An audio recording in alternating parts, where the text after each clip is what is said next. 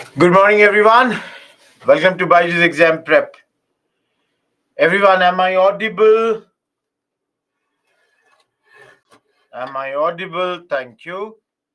Thanks a ton.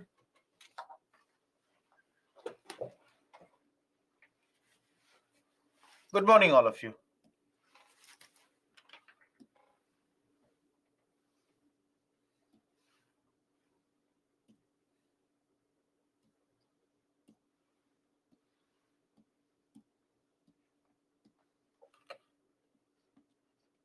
Yes, Chandu, I have already told. Why will there be any extra class today? There is an extra class on Saturday. No, Naveen, why? Why are you writing this?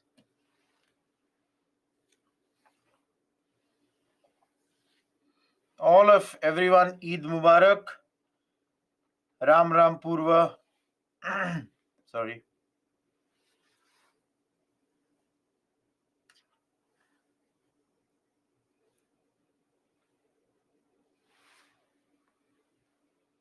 I'm not sure about what app is showing. I don't think there should be an extra class today. I'm in front of you only. Forget the portal, everyone. Okay, that is because logically we should have ended modern today. That is the thing, everyone. Logically we should have ended modern today. That's why it would be showing something. Today, 2 class. I'll confirm, everyone. Don't worry, in the break I'll confirm. Don't worry. If I will take, I will tell you. Don't worry about that.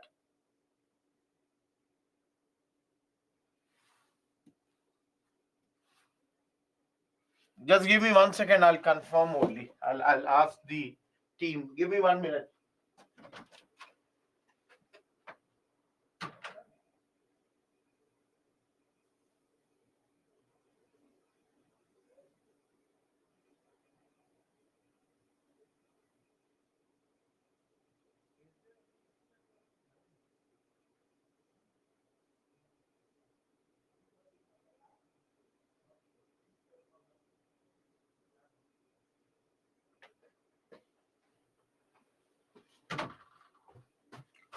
Don't worry about that, everyone.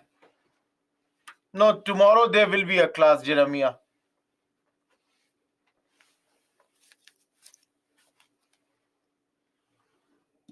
Okay, let's begin. I've asked them to check it. What exactly is at 9 a.m. There should not be any extra class today. I'm very clear about that. Yeah, that's the thing. Okay, let's begin now. All of you. Everyone, I expect you were there in yesterday's class. All of you. I hope. No, that's what. There is nothing like that. There is no extra class. I've confirmed with them. All of you, remember yesterday the last topic that we studied was Wood's dispatch, isn't it? Now, the next topic that we are beginning today is your Hunter Commission. And Hunter Commission, it is related to Wood's dispatch. Now, you will say how? That's the most important thing. So let me change the pen color. See, Ripon, who was the good man, he appointed a committee in 1882. As the name suggests, everyone, it is Hunter. So it was led by W. Hunter. And the purpose of this committee or this commission was to review the working of Wood's dispatch. All of you, yesterday we studied Wood's dispatch came in 1854. Now almost it's been 3 decades. So Ripon is appointing another committee to look into that how the Woods dispatch is working. Is it working properly or not? Everyone, am I clear with this? All of you, am I clear with the purpose of this committee? Now, the very important recommendations, everyone, they said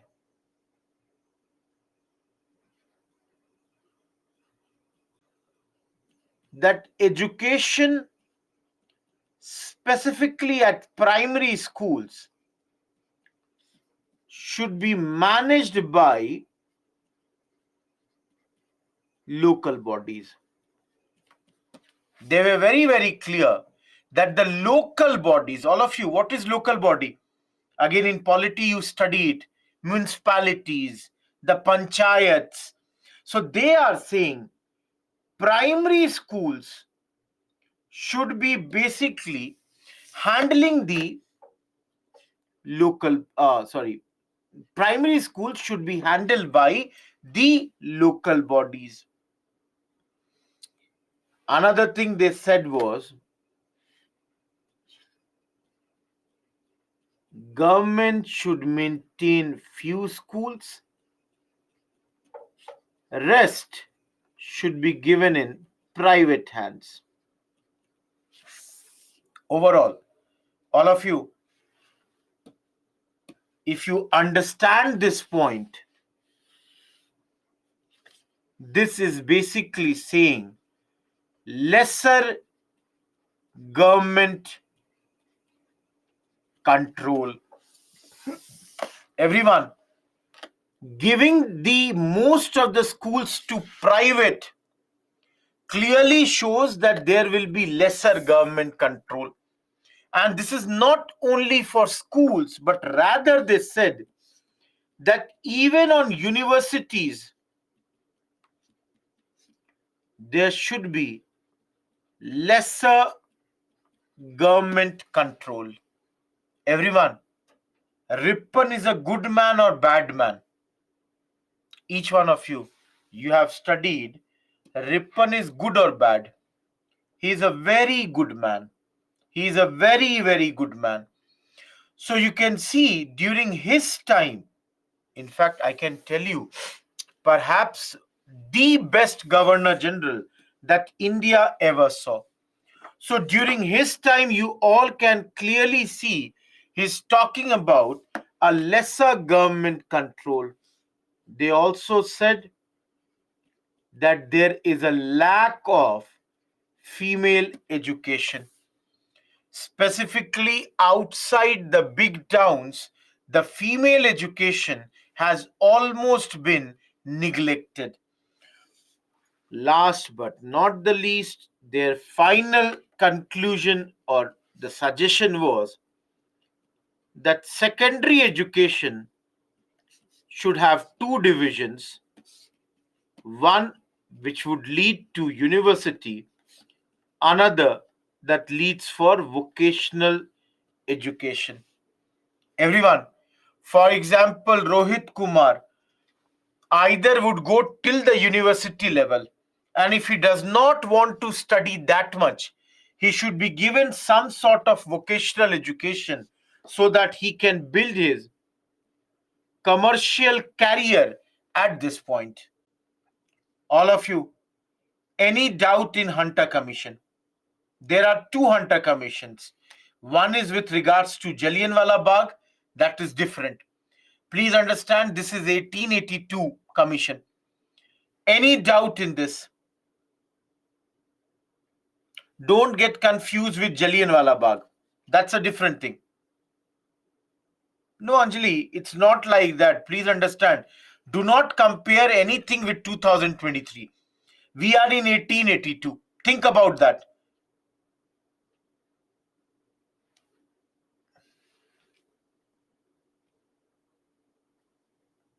Now, all of you, tell me, Curzon is a good man or bad man? Everyone, Curzon is a good or bad? Chaliye, everyone is saying bad, man. So let me show you. Under the leadership of Thomas Raleigh, Thomas Raleigh is a law member of Viceroy's Executive Council. Under his leadership, Lord Curzon has appointed a Universities Commission. Everyone, popularly known as Raleigh Commission, the original name is Universities Commission. It was appointed in 1902 and in 1904, based on their recommendation, Indian Universities Act was passed. Now, each one of you, 1882, just now you saw Hunter. Everyone, you saw Hunter said lesser government control over universities. Now, Raleigh is exact opposite. Raleigh, for example, says that appointment of lecturers, professors must have government approval. Each one of you, can you understand this point? Everyone, this point, everyone, don't you think government is taking the control of university? Who will teach will be decided by government. Now, each one of you, think about this. Which time are we? We are in when our national movement had started to become stronger. So, please understand, government through this wanted to control the nationalistic feelings. All of you, government wanted that if we control the universities, we will be able to control the nationalistic feelings. Because as I said to you, this is the time when the national movement, in some time, Swadeshi and boycott will also come. Last but not the least, you can clearly understand universities, they were losing their power at this point of time. They had started to lose their power. And that is why this commission's report was heavily criticized by Congress leaders. They heavily criticized it. Everyone, any doubt in Raleigh? All of you? Yes, Saurav, you can say that. See, how many of you, I'm asking a very simple question. I'll do a poll.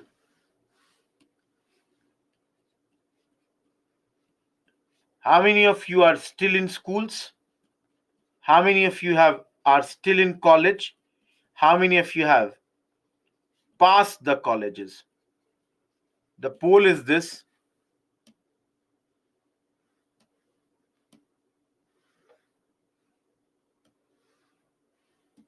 Just a second. 10 seconds. I'm giving you 10 seconds.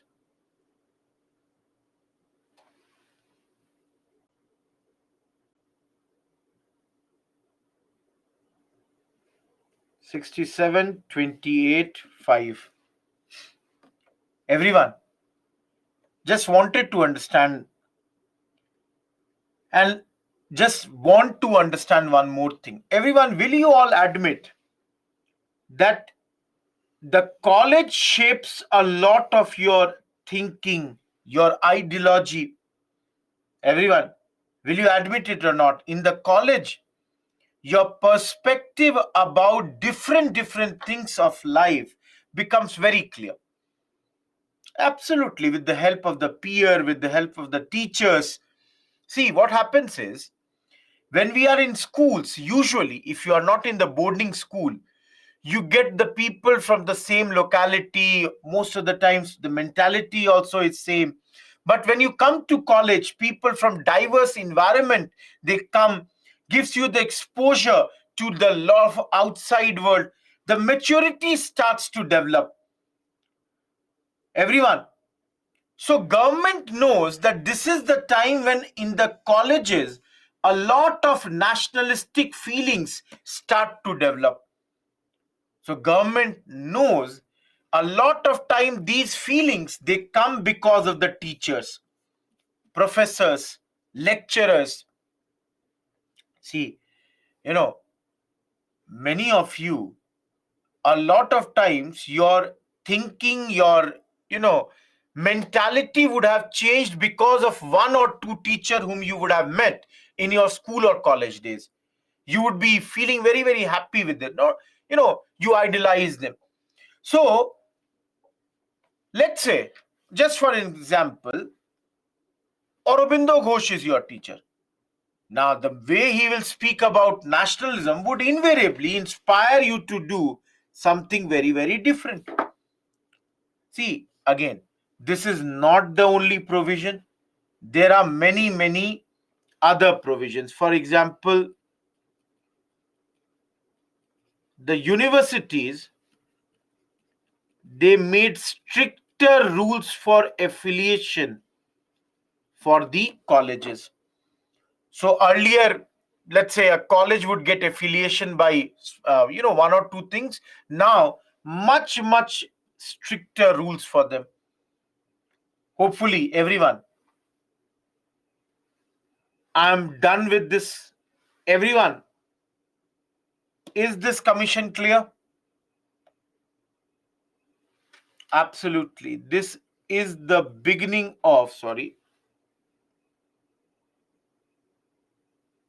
just a second. Fourth phase, which is between 19s. Am I clear? No, Sham.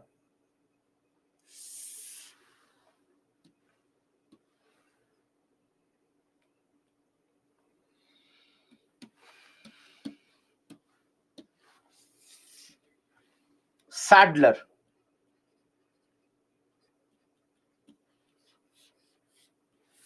Please be very clear. These commissions, their recommendations are not that important. So, for example, Lord Chelmsford appointed Sadler Commission to review the working of Calcutta University, and this was in the period of 1917 to 19. Everyone tell me, when was the Calcutta University formed? All of you tell me, when was the Calcutta University formed? When was it started? 1857. Almost after 60 years of the formation of Calcutta University, you all can see this commission has been appointed. Has two Indian members,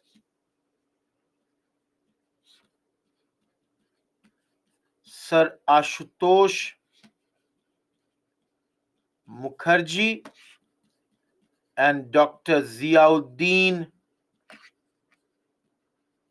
Ahmed.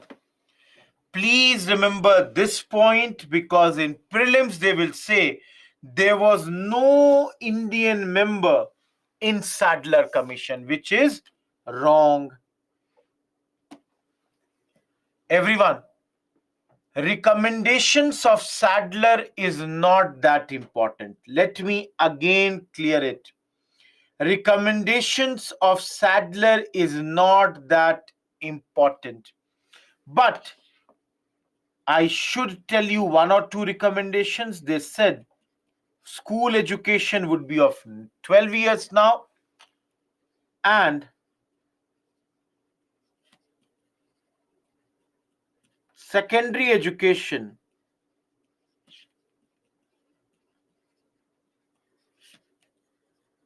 should be controlled by a board, and it should be of 3 years.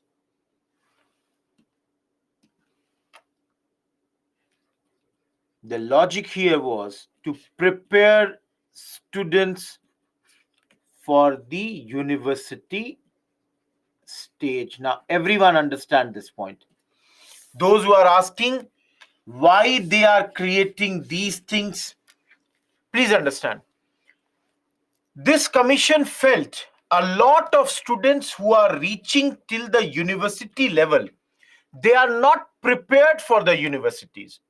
That means substandard students are reaching the universities. So this commission said that please prepare the students better. So for that, for the secondary education, a board was created. This board was of 3 years. So the idea is, that they are better prepared before they come to the university level. Now, all of you,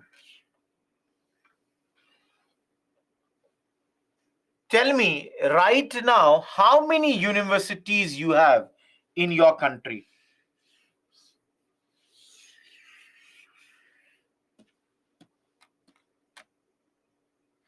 The first one was Calcutta, second was Bombay, third was Madras, fourth Allahabad,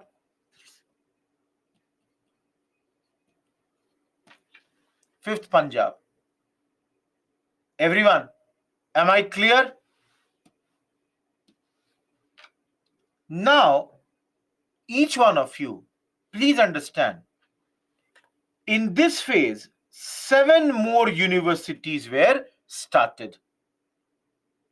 Now, the next few lines that I am saying is my own logic. Listen to me very carefully. Everyone, listen to me very carefully. 7 more universities were started.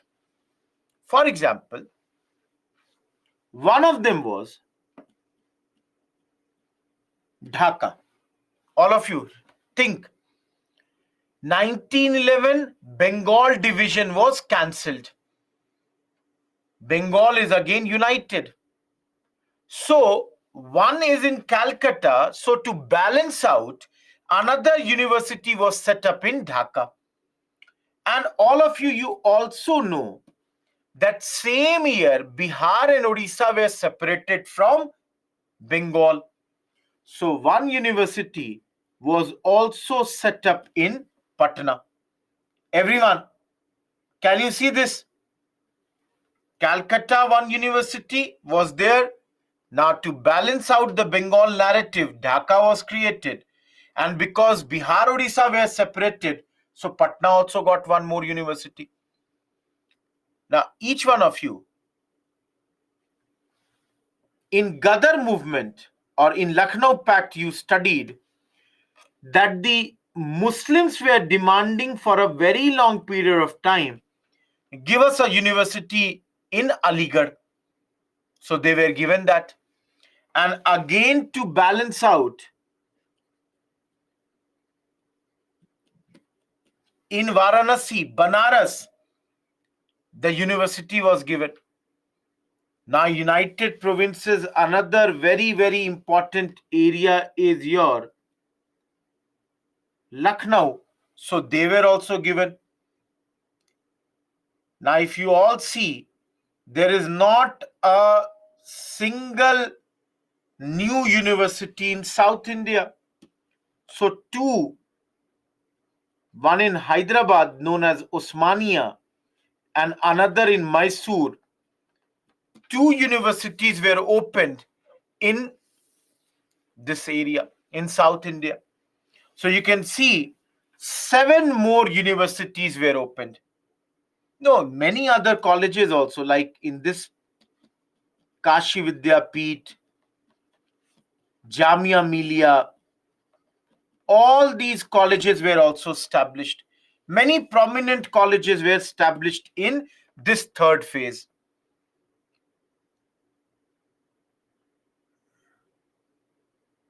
Everyone, am I clear? You can just, nobody will ask you the chronological order of these universities. Simply remember 7 more universities have been set up at this point of time. This is all in the third phase. See, in this phase only, your, what do you call? Just a second. I'm forgetting the word. Just give me 1 second. I'm trying to remember. Honors and pass. Yeah. The degrees, they were divided into honors courses and the pass courses. Please understand.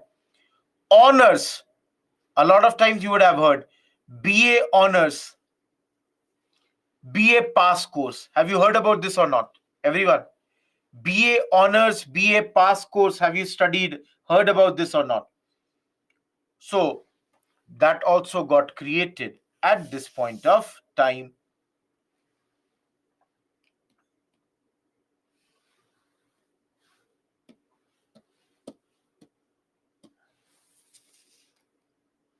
I've written only 6, you are saying. How can it be 6 only? Mysore, I said 1. Hyderabad, I said 2. Dhaka, I said 3. Patna, 4. Lucknow, 5. Varanasi, 6. Aligarh, 7. Shyam, please focus on the class. Please focus on the class. I have written all 7.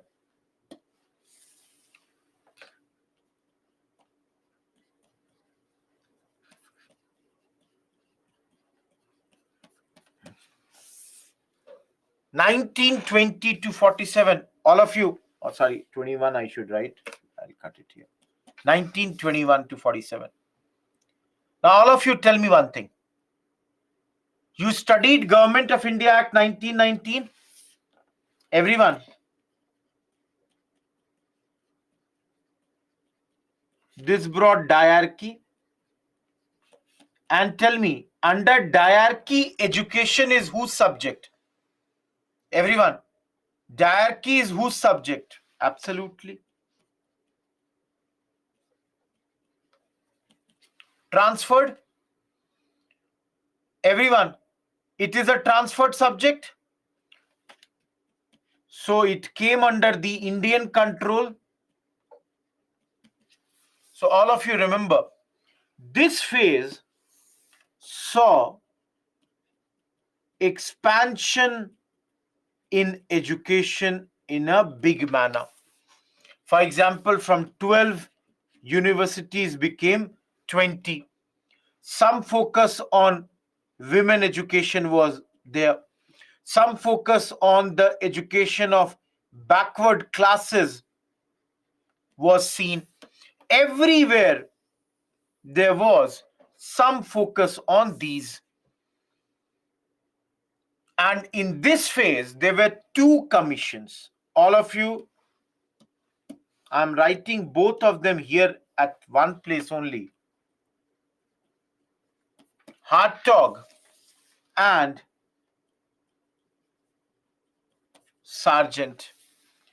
Again, repeating, the recommendations are not that important. 1929, 1944.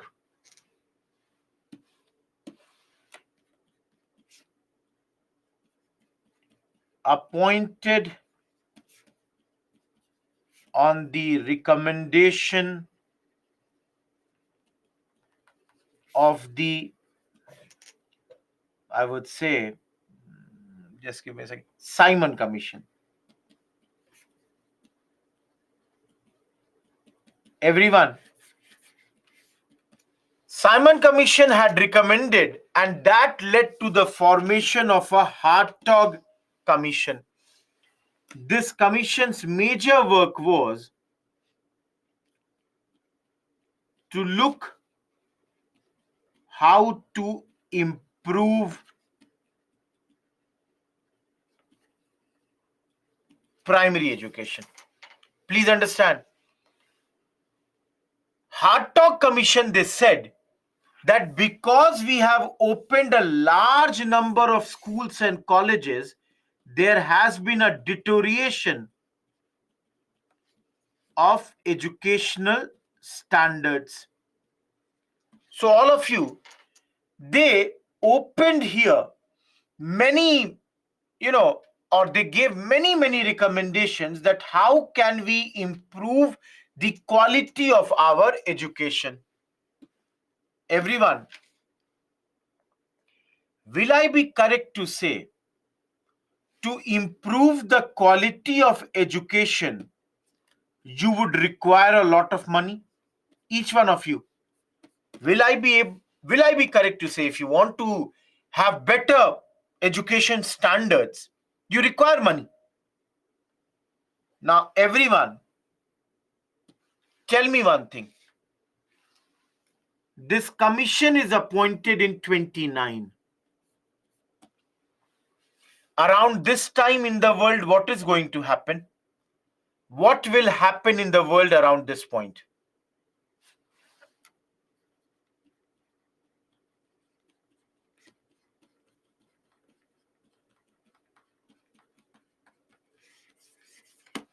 So by the time the recommendations of Hartog came in the world, there was Great Depression.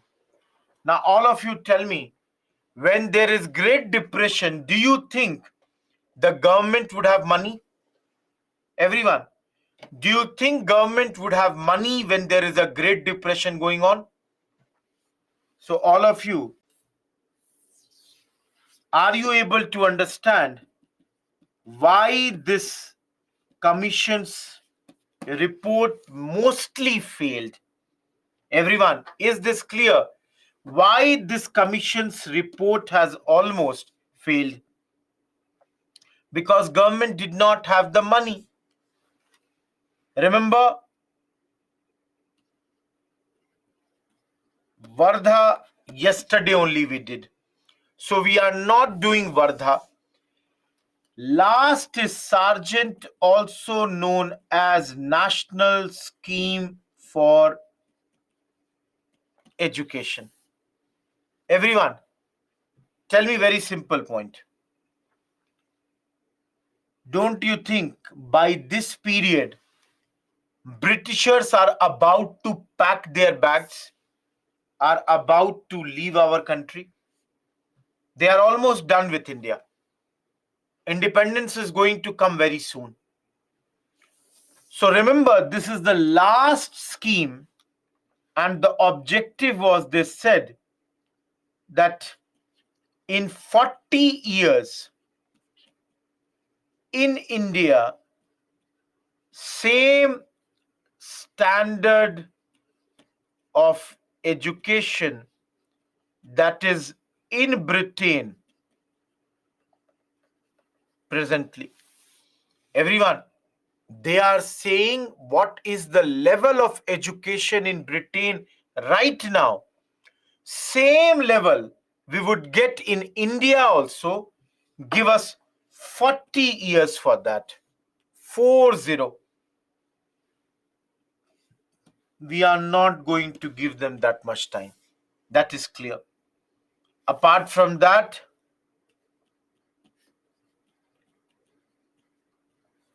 taking inspiration from Vardha, they said universal and compulsory education for all the children between the age of 6 and 11.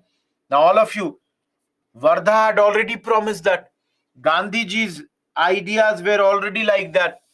And the same thing was repeated by them also at this stage.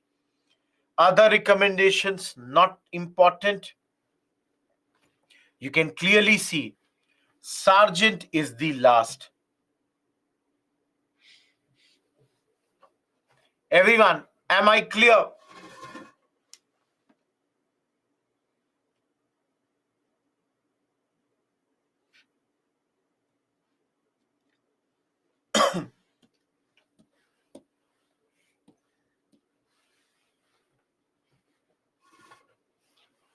Everyone, this we have done. Still, if anyone ever asks you, because I can see a lot of you are asking that what British did, what they did not do. If you do evaluation of the British contribution when it comes to education, remember yesterday only I told you, whatever the British did in our country, they did it for their own benefits. They brought education to our country. The reason was they wanted clerks. They wanted cheap clerks. Again, I'll also admit that education helped in the national movement. No doubt. We have studied this many a times.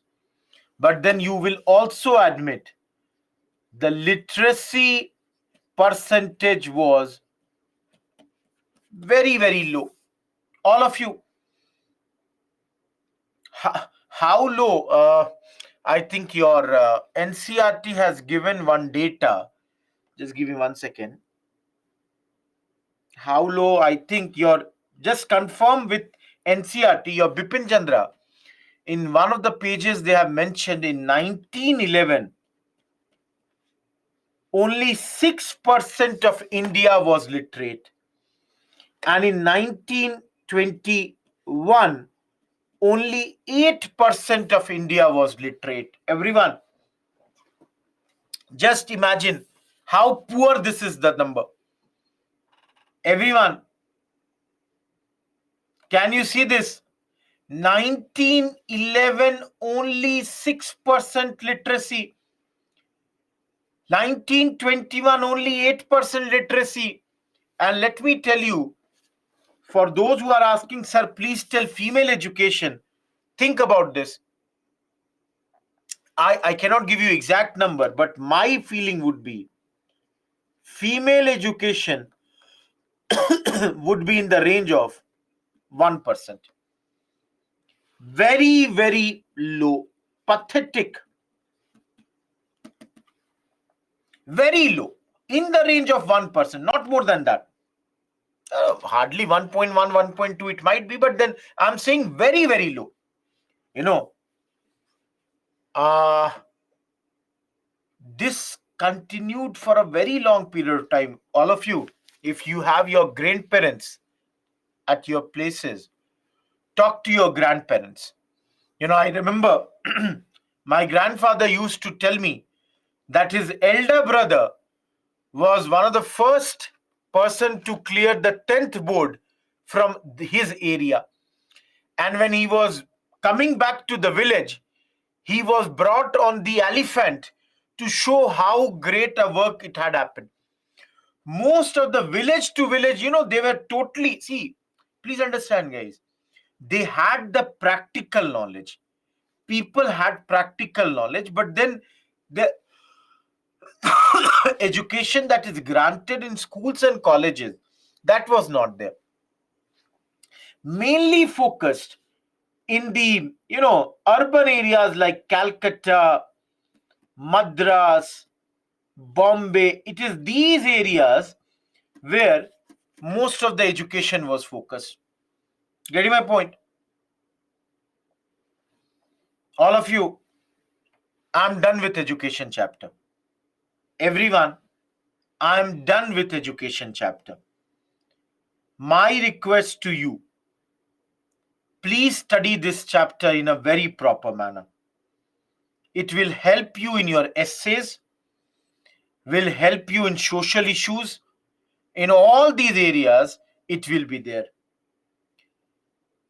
By mistake, I forgot the Bipin Chandra today, or else I would have told you the page number. You can hardly in 1 or 2 pages in Bipin Chandra it is given. Other than that, do it from NCERT. Am I clear? If you want to leave spectrum, you can leave the spectrum also. Again, everyone, see, trust me, now this is our more than 20 classes we have spent.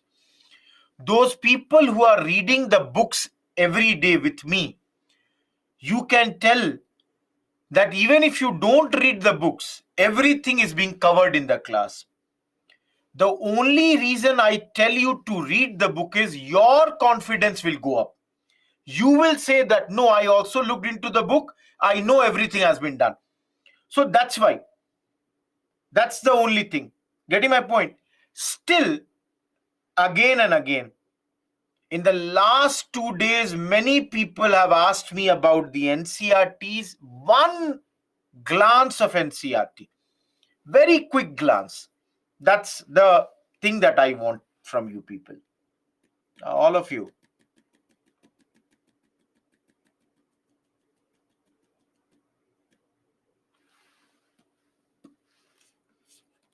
Module 20. Okay, some people are saying page 122 to 127 is their education chapter. Each one of you. Shesh, I have got no mail from your side. Please resend the mail. I have got no mail from your side. Ayushi, not that important. Everyone, please see here. I have got no mail from your side, Shesh.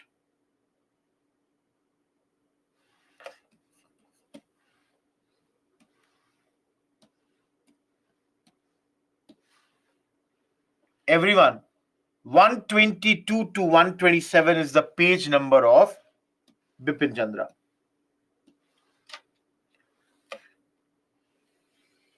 The module 20 and module 21 can together be called 1940 to 47.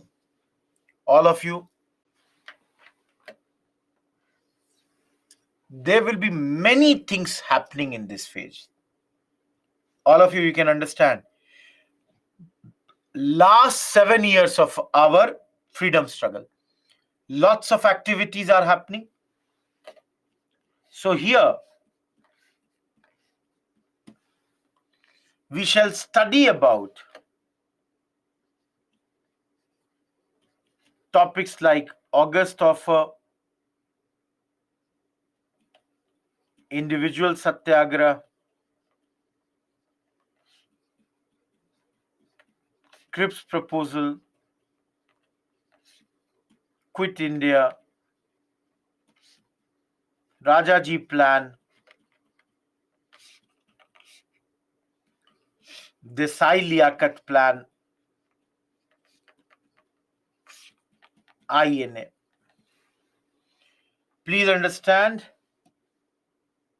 all these topics, they have come in prelims, barring this one, and all of them can come in mains also and have come in mains. Please understand, we are in 40 to 45. Am I clear? So in this chapter, we are going to study these many topics. All of you, have patience, Seema. Indian National Army. Everyone, am I clear till here? One by one, I'll explain all of these. If you ask me how important is this chapter, I would put it like this. 4-star. Very, very, very important.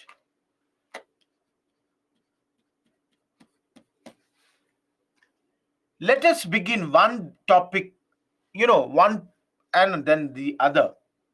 And my request to you all, please understand, all these topics that we are discussing, they are linked to each other.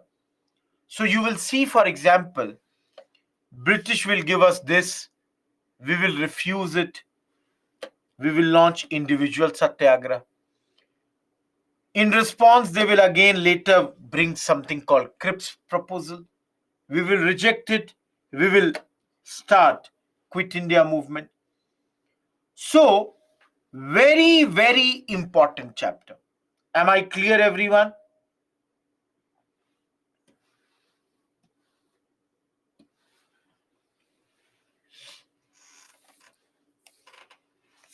Now, for you people, I will try to prepare the PPT or the notes of every topic in one slide.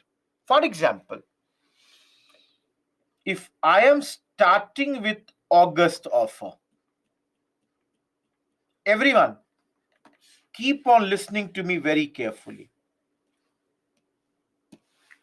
The first question that comes to my mind is, why did Britishers give us the offer? The second question would be,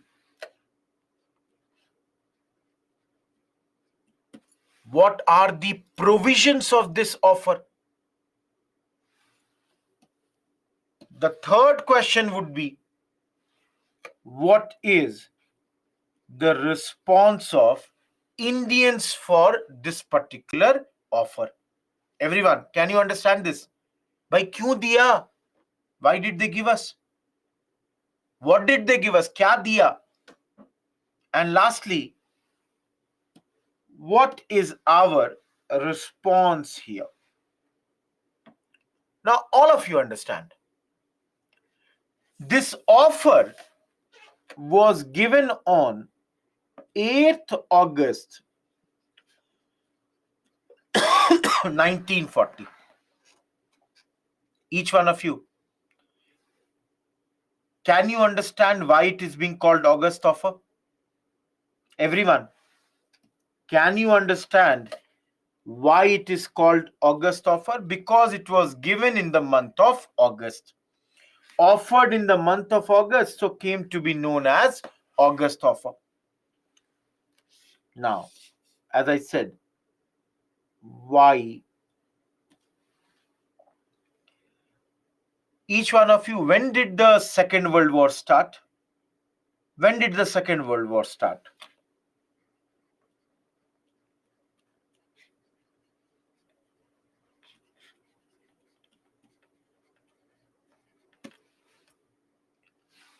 Everyone, World War II began in September 1939.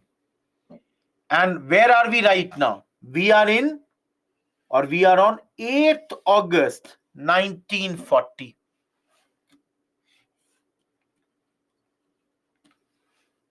So everyone, will I be correct to say 11 months have passed?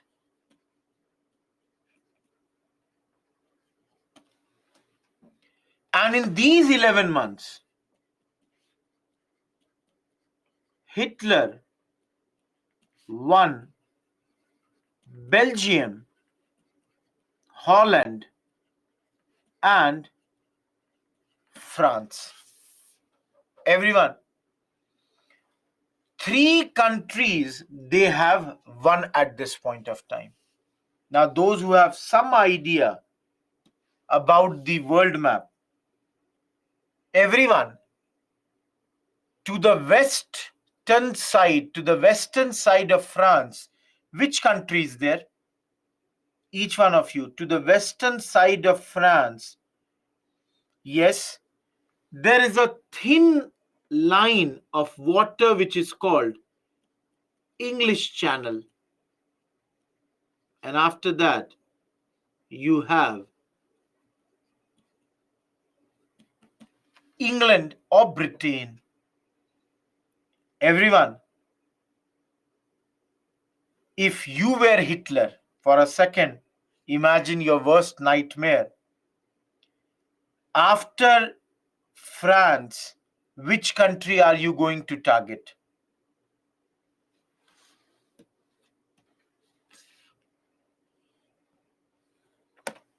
England. England is going to be your next target, isn't it? So now all of you, do you understand?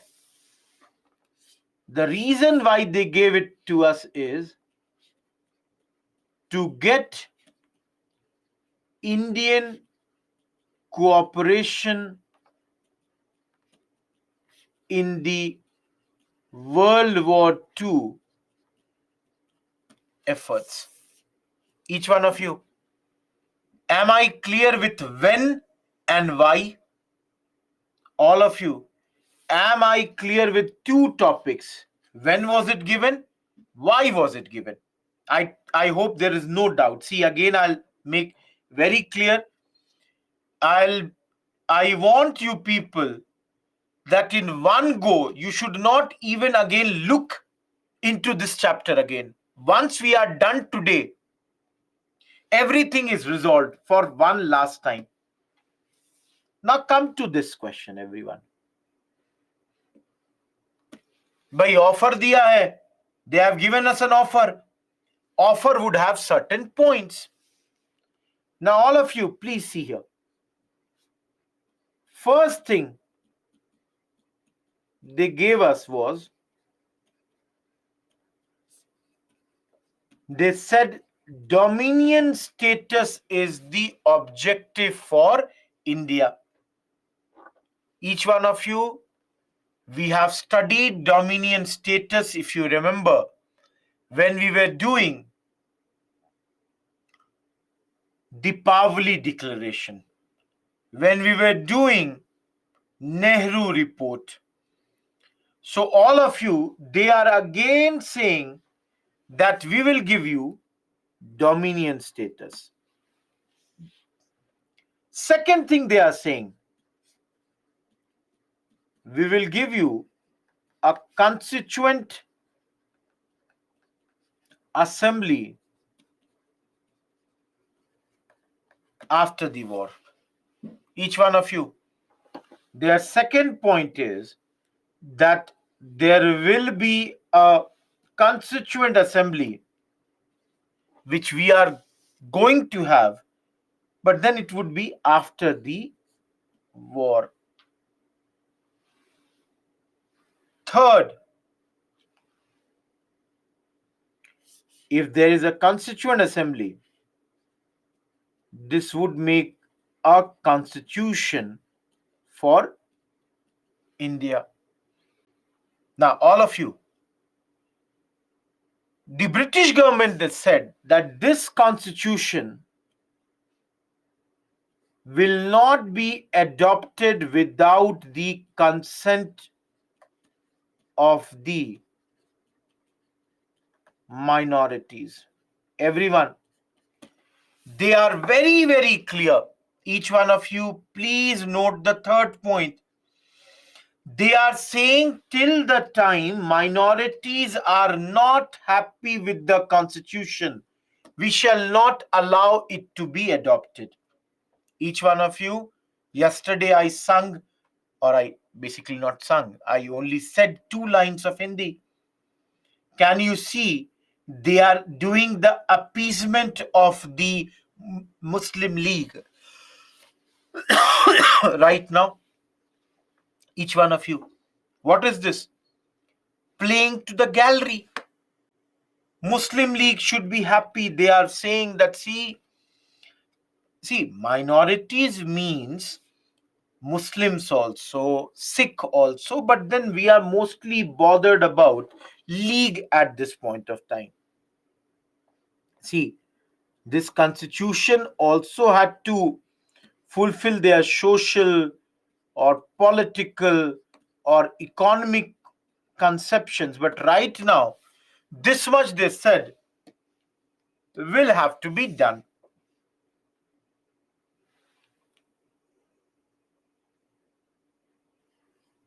Fourth, I can use another pen. They said there will be an expansion of Viceroy's Executive Council. That means they will give a majority of Indians a place in this. A lot of Indians would be there when it comes to Viceroy's Executive Council. Each one of you, am I clear? Everyone, am I clear with this? Now, all of you, what is our reaction? Congress rejected this offer. Now, why is Congress rejecting this offer? In the words of Jawaharlal Nehru, dominion status concept is dead as a doornail. All of you, you understand doornail? Everyone, you understand doornail? That it does not have any life. So he said this, who wants dominion status? We are asking for Poon Swaraj, complete independence after Lahore. We don't talk about dominion status. So this idea, this point of dominion status is totally done, ended.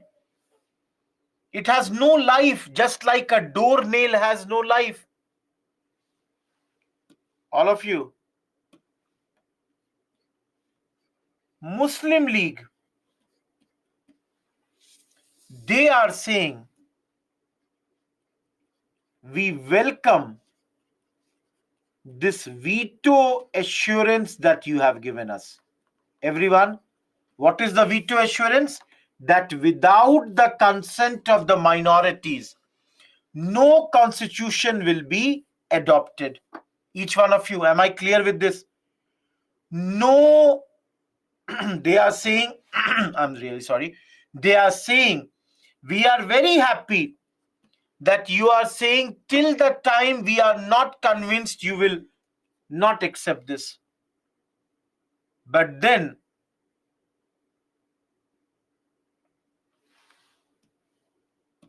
they are unhappy, and their point is that, see, ultimately partition is the only solution to the deadlock.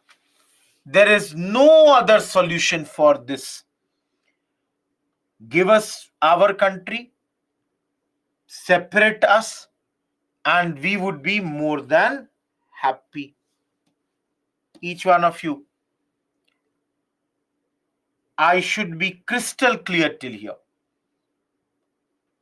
Those who are having some one or two small points, you should focus in the doubt section.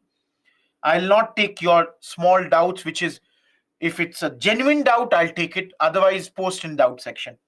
I don't want to get distracted right now. Simple thing. Clear?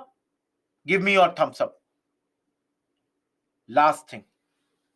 Each one of you, if you do the evaluation of this law, and you will say to me, everyone,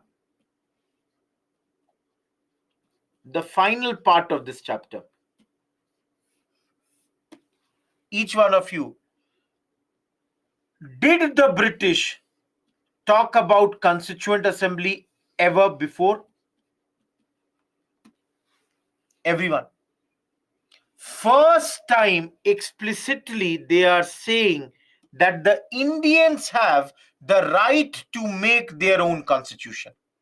Everyone, don't you think? First time they are saying Indians have a right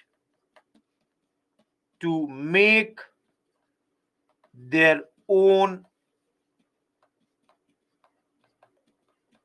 constitution. First time. Number 2, all of you tell me. Dominion status again was for the first time explicitly offered. Remember, everyone, before this, they used to say that this is our objective. This time, they are giving it us as an offer that take it. अभी तक दिया नहीं था, अभी तक बोलते थे देंगे. Till this time, they had never given it to us. They used to say, we will give it to you. This time, openly they are saying, we shall give it to you.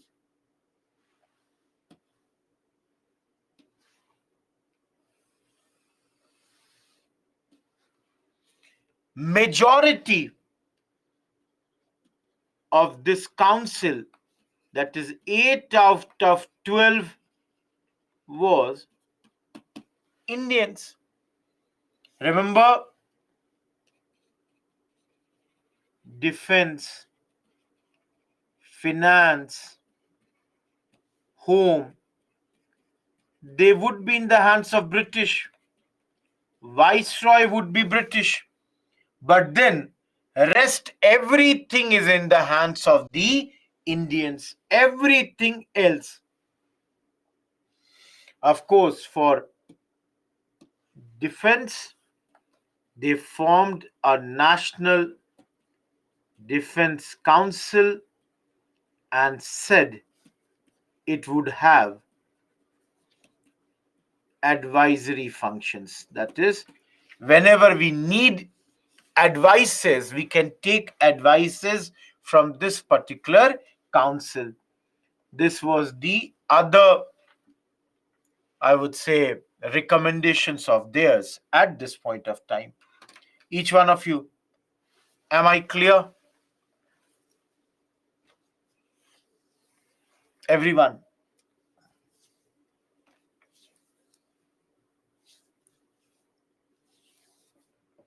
Veto assurance point number 3, Venkatesh, please see. Sandeep, I did not understand your comment.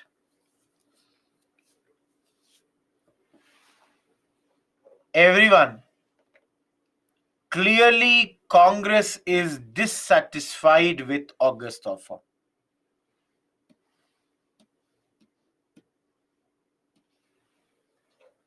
Now, our next topic.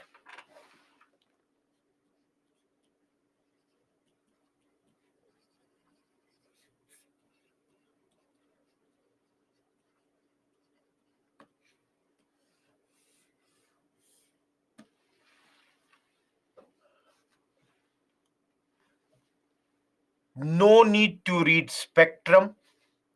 No need to read Bipin Chandra. No need to look into the PPT also. If you only do this slide. Everyone, the slide in front of you has got everything related to August offer. If you leave everything, that is your Spectrum, Bipin Chandra, and even the PPT, I don't have a problem. But then, if I have written anything on this slide, I want you to remember that. Clear hai?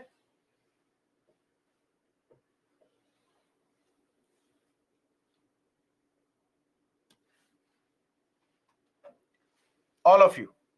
Very simple point.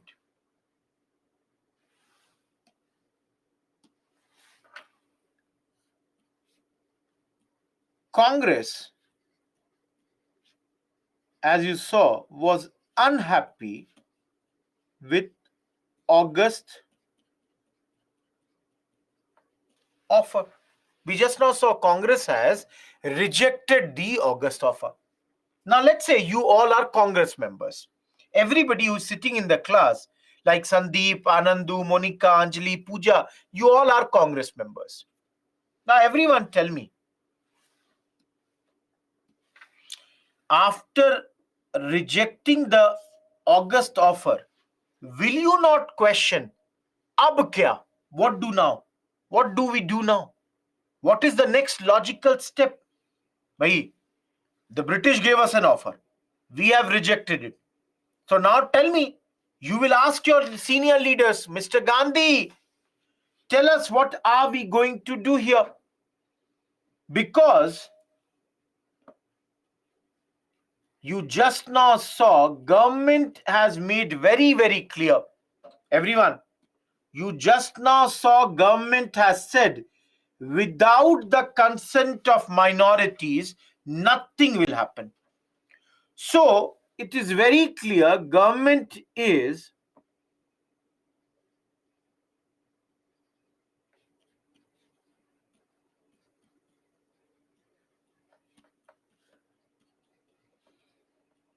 that no constitutional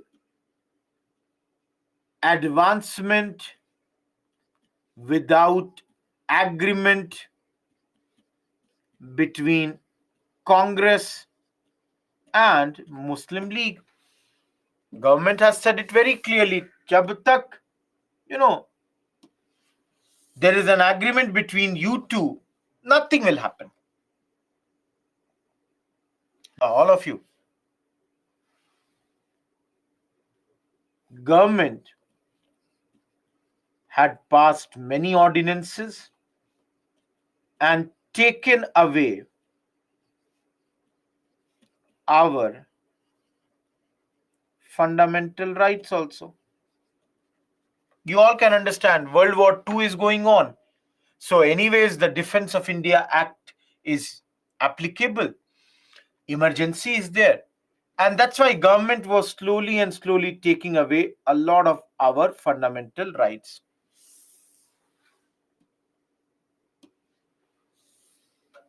So Congress again requests Mahatma Gandhi that Mr. Gandhi, please lead us. Please, Mr. Gandhi, tell us what do we do.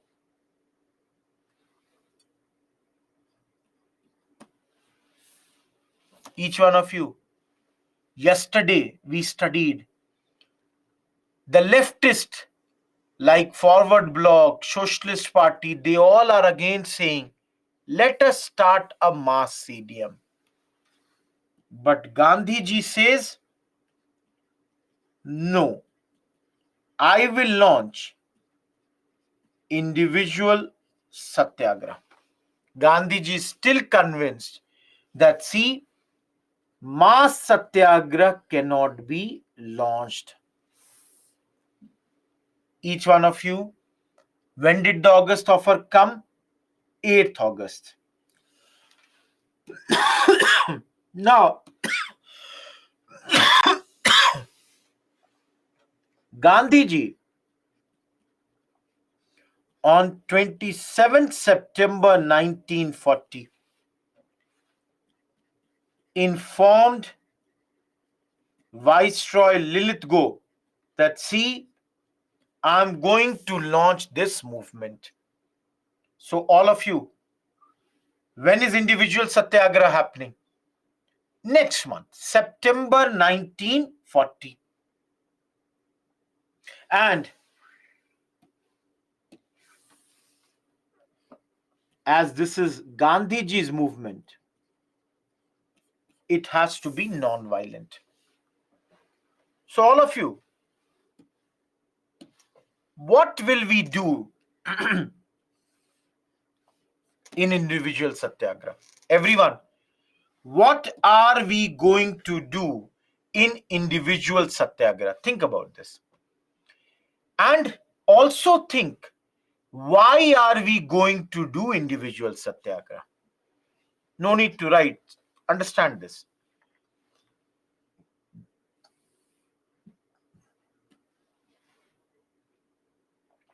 I'm writing the aims of this satyagraha.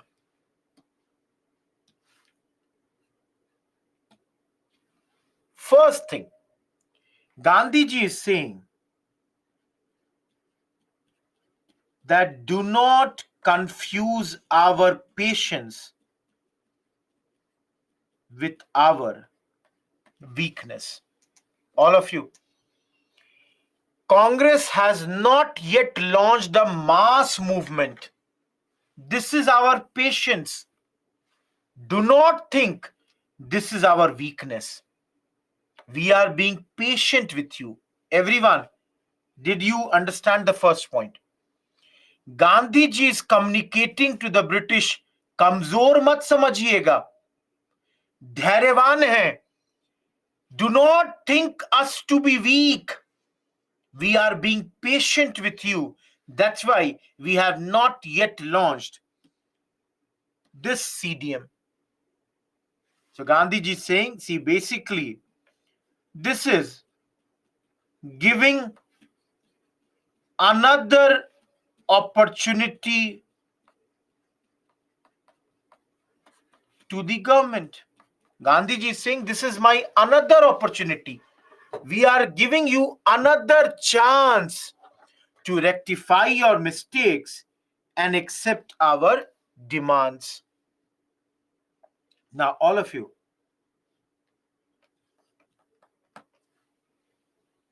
third aim, through this individual satyagraha, we wanted to tell the government we are not interested in the war. We made it very, very clear. See, we are absolutely not interested in this war. Bhai, for us, both the sides are bad. You are ruling on us for last 185 or 180 odd years. You are also bad. The other side is also bad. For us, both of you are bad. We make no distinction between you. So we are absolutely not interested in the war. Fourth, we wanted to establish or demand freedom of speech against the war. As I told you, all of you, they had taken away our fundamental rights. So Gandhi ji was saying that our satyagrahis would give speeches on anti-war lines, and through this we would show that we are totally against this particular war.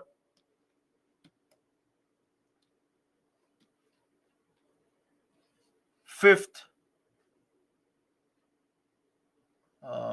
just give me just a second. Fifth objective was we were not seeking independence through this efforts. See, this is only to tell the government that, see, these are our grievances, these are our demands, but our goal of independence, we are not trying to get it through this thing, because it is individual, one by one person will do. So invariably in individual satyagraha, there is no way that there will be any demand for, just give me 1 second,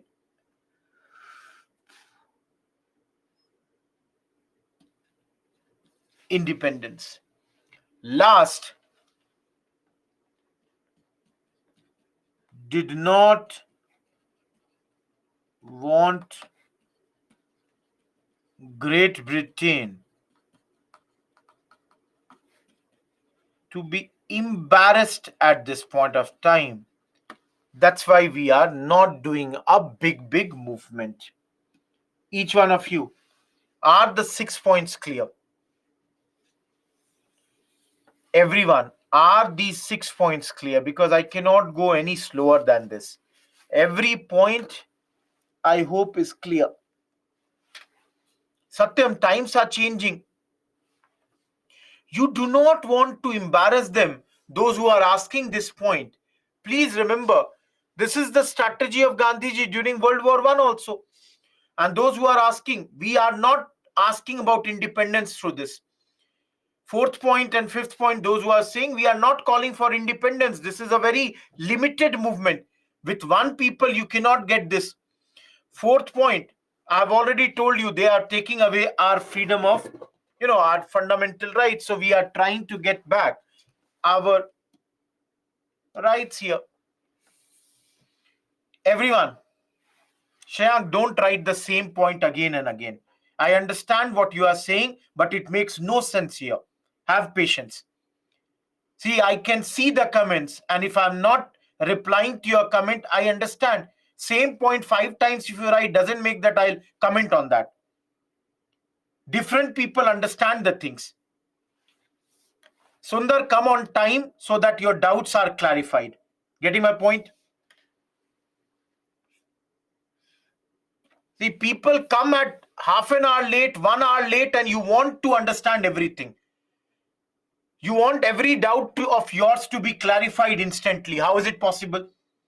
If the classes begin at 6, and if you are not coming at 6, be very, very frank.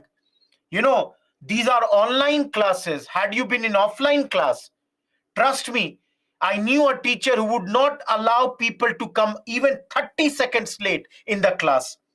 And in the first day, he would say, if you cannot be punctual, don't think you can become an IAS.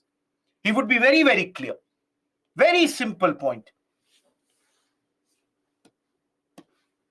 Everyone, for prelims, the next point that I'm writing is very important.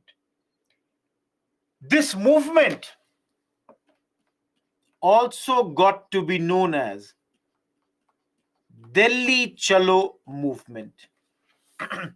Why Delhi Chalo movement? Please understand. Rohit Kumar is a satyagrahi. He went, he gave a speech.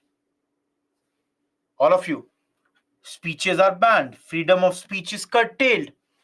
So logically, the British government should arrest Rohit Kumar. If the government has not arrested Rohit Kumar, what Rohit will do is, he will keep on moving towards Delhi. He will march towards Delhi. And that's why this movement also came to be known as what? Delhi Chalo movement. There are satyagrahis chosen by this. Please understand. All of you, some people who are telling this is the slogan of Subhash Chandra Bose, you are wrong. Because Netaji's slogan is Chalo Delhi. Please see the difference. This is Delhi Chalo. And those who do not understand why Delhi, where is the capital of India? Will you go to Muzaffarpur, or will you go to your capital of the country? Think about this. Logic. Why are you going for Delhi? Arey bhai, that's the most important town of your country. So you would go towards Delhi. There is the seat of power. It's the center.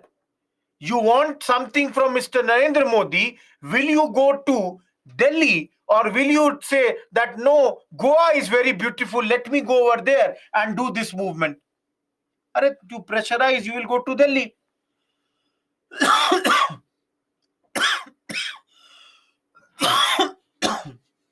No, Chitturi, you are wrong. No, don't be sorry. Ask your questions. Don't be sorry. But then apply common sense. That's the only thing. Anita, you are wrong.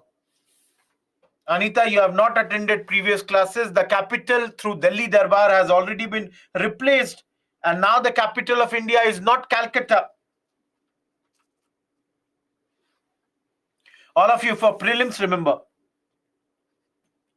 Vinoba Bhave was the first satyagrahi.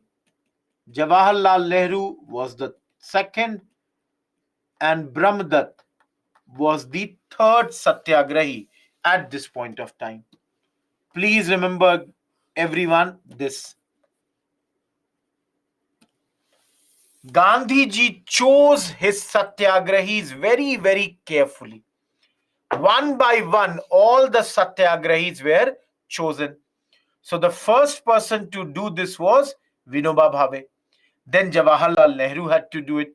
Then Brahmdatt had to do it. One by one, everybody had to do this particular movement. Am I clear, everyone?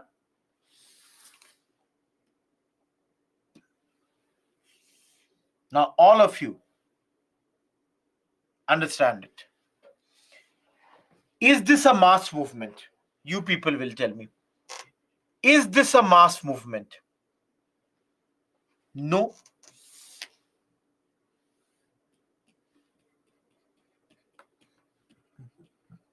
Not a mass movement. So, not much support. So, by December, Gandhiji suspended it. Again in January, relaunched it. And this time it did get some support. Did get some support at this point of time. And by May 41, 25,000 people had been convicted. 25,000 people were convicted. But again, I am repeating, everyone, this is not a mass movement.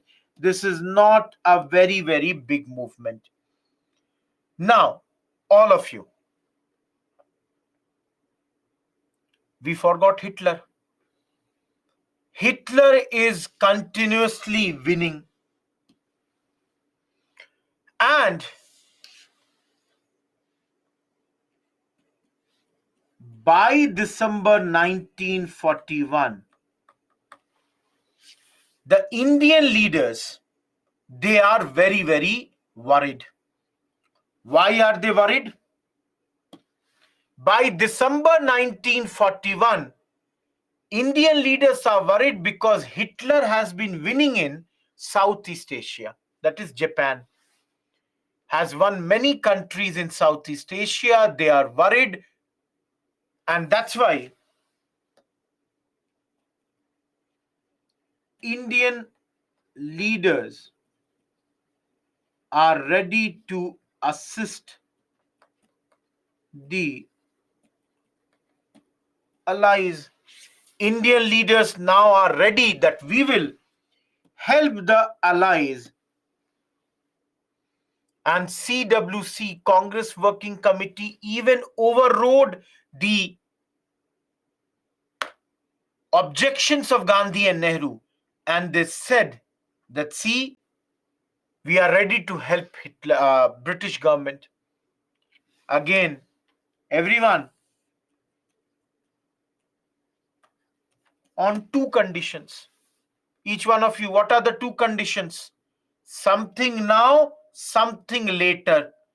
Think about this. Something now, something later. All of you, what now?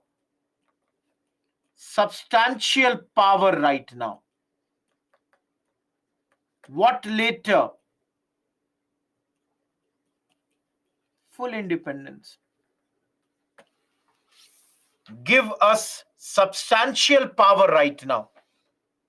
And once we are done with this war, give us the complete independence. Everyone, am I clear? All of you, am I clear? Last line. Around this moment only, please understand, Gandhiji appointed Jawaharlal Nehru as his political successor. Everyone, Mahatma Gandhi at this moment announced that it will be Jawaharlal Nehru who will be his politically the successor of his. Getting my point?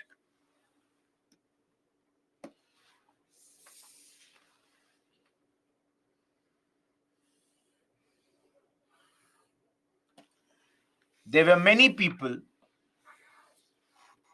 who were the contenders, as Gandhiji himself said. Some people say Rajaji would be my successor. Some say Sardar Patel would be my successor. Others say, XYZ and all.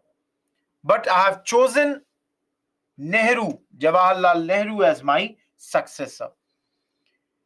There is a book written by Rajmohan Gandhi. In that book, Rajmohan Gandhi has clearly given the reasons why Gandhiji chose Nehru at that point of time. Nehru in his heydays was one of those leaders who was from the north but very popular in south. A man equally loved by or admired by women. Pooja, please listen what I'm saying. A Hindu who was equally trusted by other religion people also. A liberal, a man with a lot of, understanding of the outside events. A lot of times, everyone, most of the times people talk about Sardar Patel. Please listen to me 1 minute and be very, very clear. When was Gandhiji born? All of you.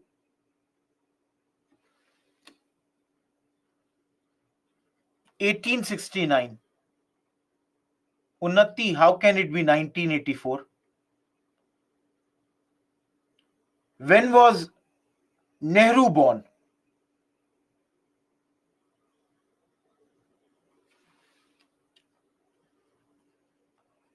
Everyone. All of you. Can you see and will you accept that Gandhi and Nehru, they belong to two different generations? All of you. Nehru is 20 years younger. Now, all of you, when was Sardar Patel born? All of you, when was Sardar Patel born?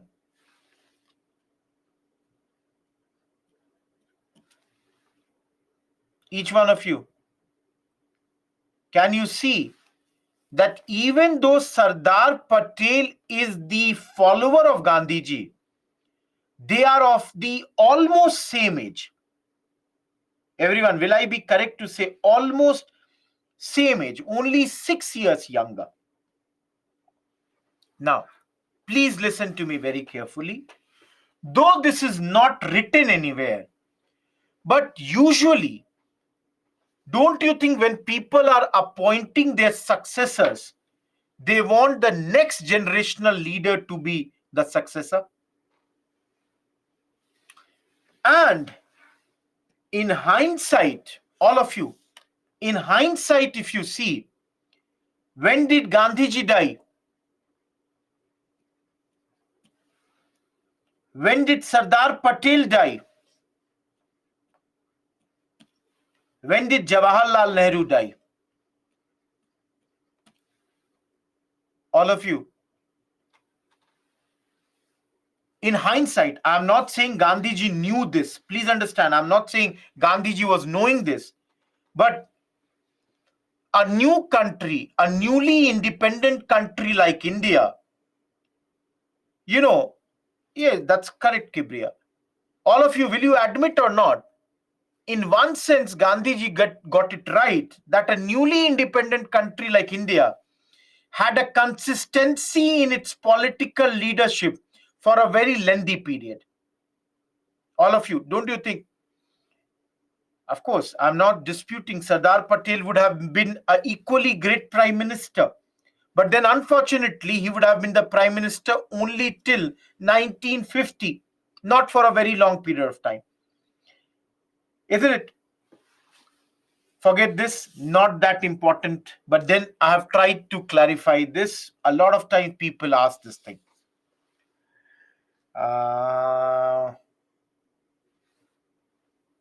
Shyam, can you see this point?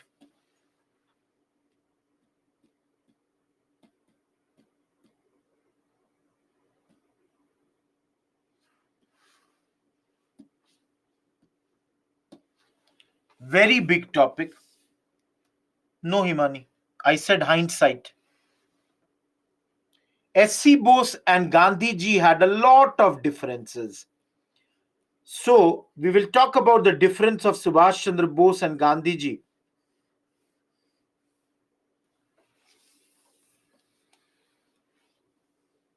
Thank you, Kibriya. See, again I'm requesting, and again I'm telling you, those who have less time, those who do not understand how to make notes, simply rely on my notes. You don't need anything else. Simply on my notes. Everything is there in the notes. All of you, Cripps mission. When? March 1942. Everyone, when was the individual satyagraha? September 1940. We saw by December 1941, Indian leaders are ready to cooperate with the British government. So now, Cripps mission has been sent.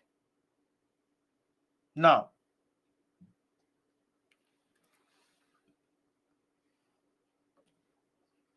you may ask, who is Cripps? So everyone, the full name is Sir Stafford Cripps. As you all can understand,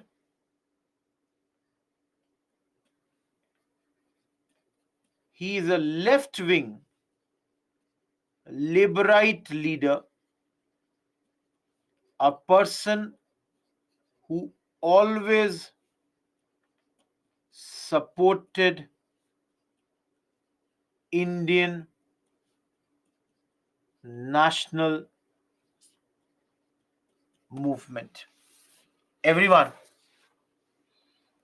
you all know in Britain there are two parties, Labour Party and the Conservative Party. He belongs to the Labour Party. He's a left-wing leader and was always supportive of the Indian national movement. And because everyone understand, right now World War II is going on. So he was also a member of British War Cabinet. So during the war, there is a unity government in Britain, and he is also a member of the British War Cabinet. Everyone, two questions, are they clear? Each one of you, two questions are clear. Who, when? Now, all of you, you should understand. Very simple. Why? Very simple. They are giving us because they are seeking Indian support for the war. Each one of you, will you admit this or not? They need our support. अरे कुछ चाहिए तो ही तो कुछ दे रहे हैं. They want something from us. That's why they are offering something to us. Otherwise, these people will not give anything to us. They need our support.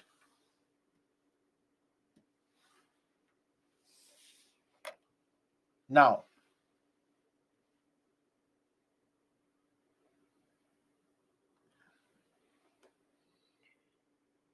everyone, please understand. Before the World War II began, all of you, will I be correct to say that Britain was the strongest country of the country? Kishan, we also had our demands. Did you see that? Everyone, I'm correct now that before the World War II, Britain was the strongest country. Now, everyone, that either in world history or international affairs, you will study that slowly and slowly, as the war was going on, Britain started to lose its numero uno power. And after the World War II, it is USA and USSR which became two of the most prominent powers. Isn't it? Everybody knows this much. Superpower, Cold War. We will study that. So understand here, they needed our support because Britain had suffered reverses in Southeast Asia. They had seen a lot of defeats in Southeast. And Britain knew that Japanese threat is real. Everyone, Britain knew any day the Japanese, they might be attacking us from eastern or the northeastern side. Apart from this, there was pressure on Britain from its allies like USA, USSR, that please get the support, 100% support of the Indians. Lastly, all of you, Indian leaders, they had also, offered support if the conditions were met. All of you, we studied now, if the two conditions, substantial power right now, independence after the war, then we will give you our complete support. Each one of you, who, when, why? Any doubt? Who, when, why? Thank you.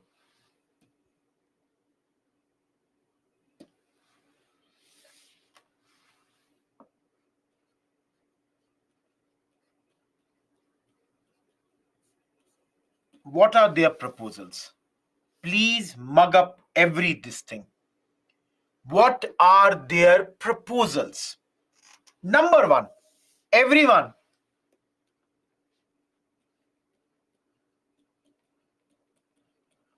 again offers us dominion status. Each one of you, nothing new. Everyone, they offered the same thing in August offer, and they are offering the same thing again, but they added one thing this time. They said that India would be free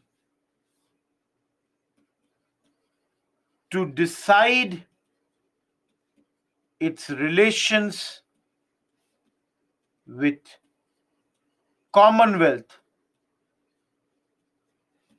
and whether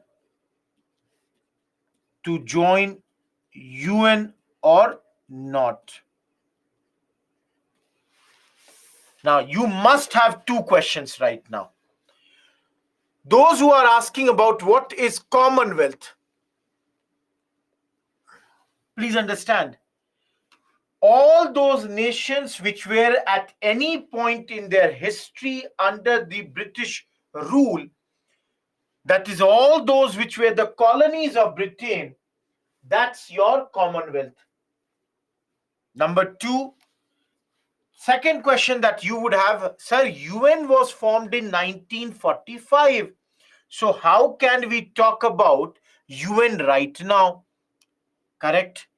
The answer to this question is, UN though was formed in 1945, but then the preparations to form UN had already begun. The preparations to form a body like United Nations had already begun by this point. Everyone, any doubt in this? Second, all of you, second point, think about this. Second thing they said was,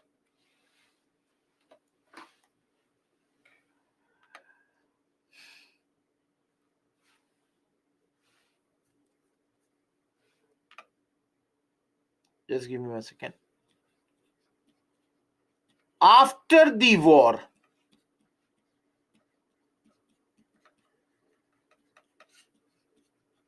there will be a constituent assembly.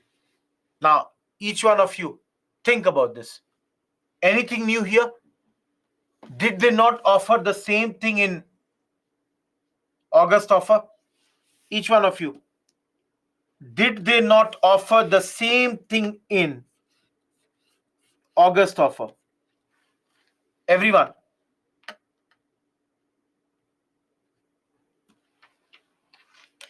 They offered the same thing. The only difference, everyone listen here, is they this time said this would be partly elected, partly nominated. That is, the princes would nominate, and from legislative assembly, on the basis of proportional representation, they would join the assembly. Everyone, nominated, like I am the prince of any province, so I would nominate. And if I am from legislative assembly, let's say Bihar has 100 members, 10 will go. UP has 200 members, 20 will go in the constituent assembly. Third point, this constitution, which is prepared, if any province does not want to join the Indian Union, they are free to form a separate union. Everyone, can you understand this point? This is nothing but blueprint of India's partition. They are saying जिसको अलग जाना है अलग चले जाएं. Whoever is not happy with the Constitution of India, they can move out. They can form a separate union. Lastly, they said governor generals, their power will be intact, and defense of India would remain in British hands. They made it very, very clear that on these two things, there will not be any compromise. Governor General's power will remain same, and defense would be in their hands, British hands. They will not give it to the Indians. Each one of you, though I have written, Kuraku, they both are same. Please understand, if you have not studied the earlier chapter, they both are same. Please go back and listen to the 9th module. Yes, Sanskar, you are correct. Everyone, though I have said, I'm again repeating this part. All of you, if anyone asks you what is the change or what is the difference in August offer and Cripps mission, remember what are the difference. Both the times, dominion status was given, but this time separate. They had this power to decide and withdraw from Commonwealth. This was the first thing that they had. Second, all of you. Clearly, after the war, a constituent assembly. But then this time they clearly said constitution will be solely made by Indians. Last time they had said it will be mainly made by Indians. Now, all of you understand the difference in solely and mainly. Solely means only Indians will form it. Mainly means maybe others also might be there. Of course, concrete plan how to form constitution was there, partly elected, partly nominated. Last but not the least, they gave the blueprint for the partition, that India could be partitioned. This blueprint was given to them, or given by them, sorry. So these are the departures from the past at this point of time. Everyone, no Shyam. Did I speak about that? Did I? Each one of you. I will take one extra slide and I will complete this because a lot of you are demanding about the break. So after the break, when I come, there are two parts. What is our reaction and why did this mission fail? Getting my point? As far as the break is concerned, it is 7:49. Your break is till 8. Let's meet after the break.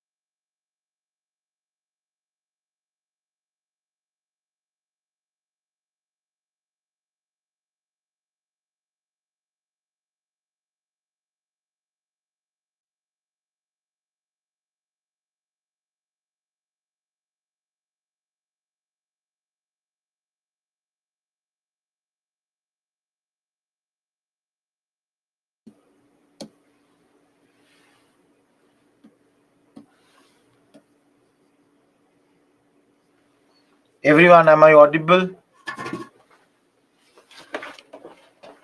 Thank you.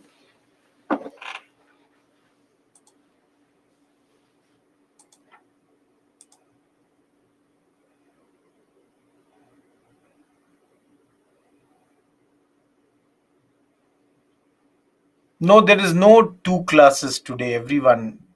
I don't know why it has come. There is no two classes today. Be very, very clear. Okay? Don't think about that. See,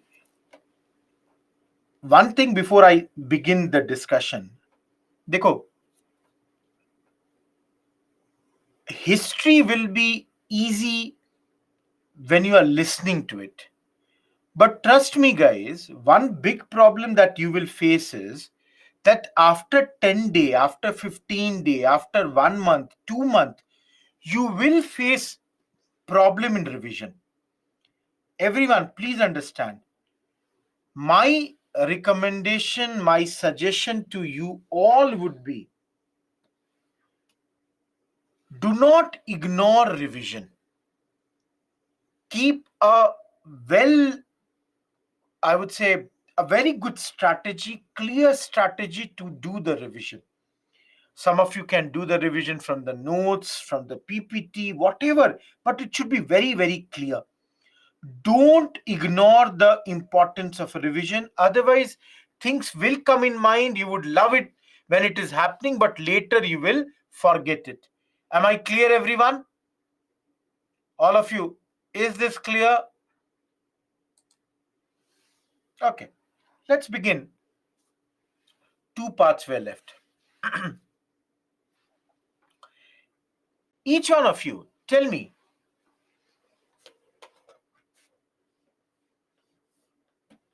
reaction. Now, reaction of different political parties like Congress, Muslim League, others, all that we have to study. Now, let us begin with reaction of Congress, and I hope you all will understand. They rejected it. Everyone, Congress is rejecting this particular offer. Each one of you, you understand why? Everyone, you understand why? Yes, you are correct, because Congress says nobody wants dominion status. We want Poon Swaraj. Congress is saying, why would princes nominate? In princely states also there should be election. Why should they nominate? Otherwise they will nominate their own people. Congress is saying governor general should not have the veto power, or if he has, it should be used only on the aid and advice of the ministers. Congress is also against the partition idea. If someone does not like the constitution, form your separate union. Congress is against that also. Lastly, Congress says, sorry,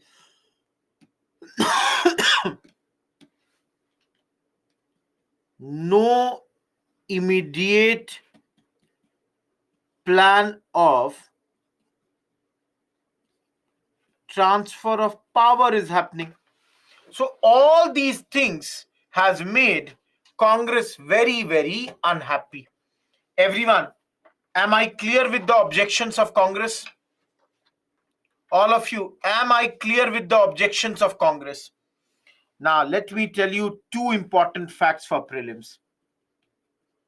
On behalf of Congress, it was Jawaharlal Nehru and Maulana Azad who were talking with the British government. And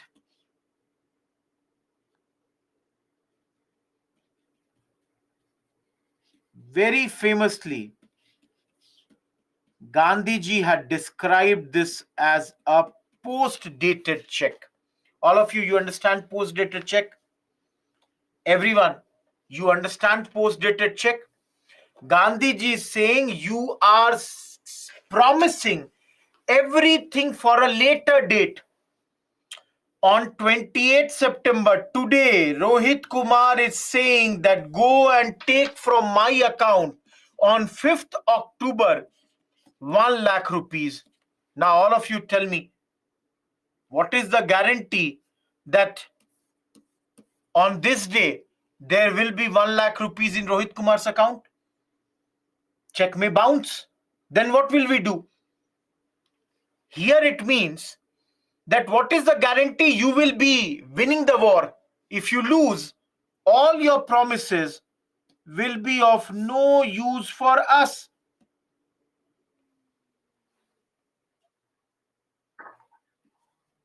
Just a second. Hopefully everybody is clear about post-dated check now. Now all of you tell me, league would be happy or unhappy? League would be happy or unhappy? They are also not happy. They are also not happy. Now everyone understand this point. All of you. League is saying that we are unhappy with this idea of single Indian Union. Listen to me, everyone, very carefully. I'm going to this thing. All of you, observe this word.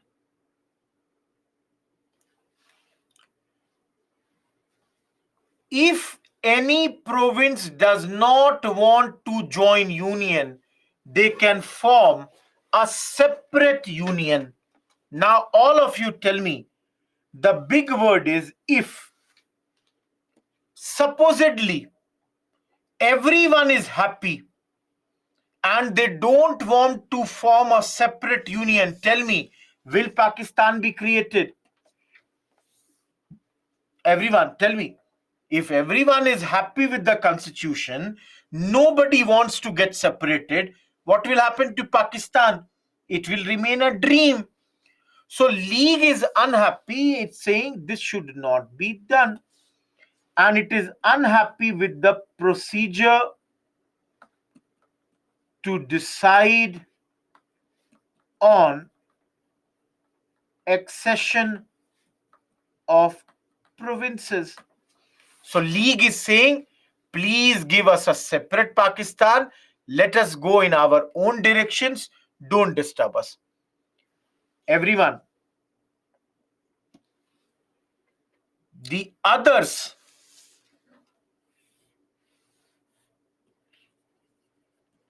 depressed classes,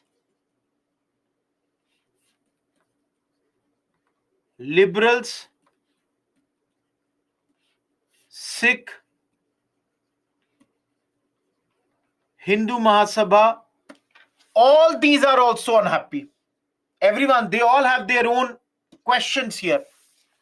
For example, Sikh people, they are saying, what will happen to Punjab? Depressed classes people are saying, again the power will come in the hands of upper caste if the British leave India right now. Liberals are unhappy. Why is India being partitioned? And Hindu Mahasabha is unhappy because this power to right to secede, they are not happy that it is being given to the provinces. Each one of you, can you see the reaction of everyone is almost negative to Crips? Everyone in this class, can I say everybody's reaction is almost negative at this point of time? And for those who came exactly on the time, are everything clear? Satyam, I cannot make you understand now. If, understand the term if nobody is ready to go away, what will happen to Pakistan? Think about this. Everyone.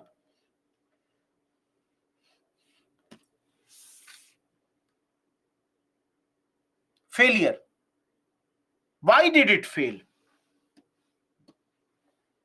Listen to me very carefully.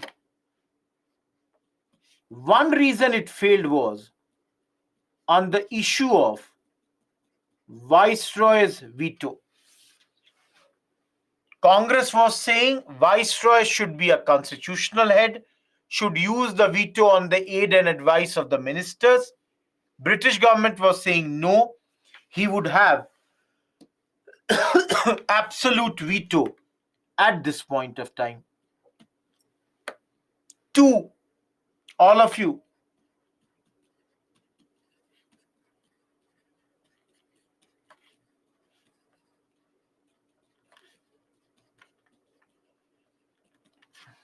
please understand, there was a rigid take it or leave it attitude at this point of time. All of you, do you understand what is take it or leave it?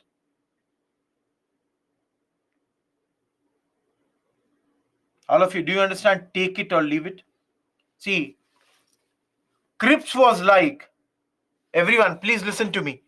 Cripps was like, I'm an ordinary minister. I cannot give you more than this.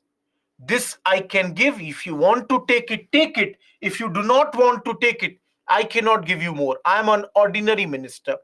So there was no room for much negotiations. And all of you, one of the reasons for this was Churchill, who was the prime minister, Lithgow, who was the viceroy, Ward, Emery, all these people, they wanted that somehow this mission should fail. Everybody wanted, no one wanted that this mission should be a success. So all of you, you will say, then why was it sent? It was sent in order to satisfy the allies like US, to show them that, see, we sent our best man and yet Congress is not ready to accept our proposal. Congress is not ready to take the things which we are giving them. Everyone, to show the whole world कि हमने तो बहुत कोशिश की, UPSC ही ऐसी थी. We made so much of efforts. It was this Congress which did not accept our proposal. So this was basically for the propaganda. Am I clear? All of you. Lastly, before leaving, he had used the words like cabinet, national government, but when he came to India, he said he only meant the expansion of executive council. And because of all this, the Cripps mission has failed. We are done with this topic. Hopefully, no one has any issue. All of you. Before leaving for India, Shyam, they were saying that they will talk about cabinet, national government. But after coming to India, he said, I'm only talking about executive council. No, Satyam, they are different. Ward, he is the Secretary of State Payal.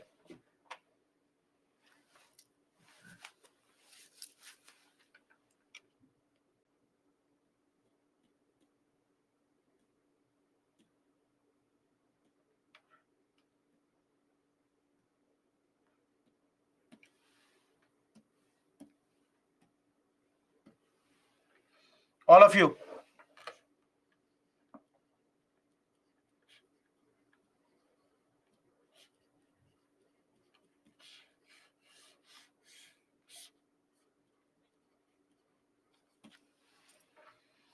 Why Quit India movement is beginning now?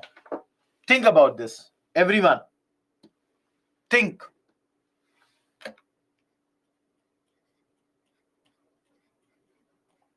UPSC has already asked this.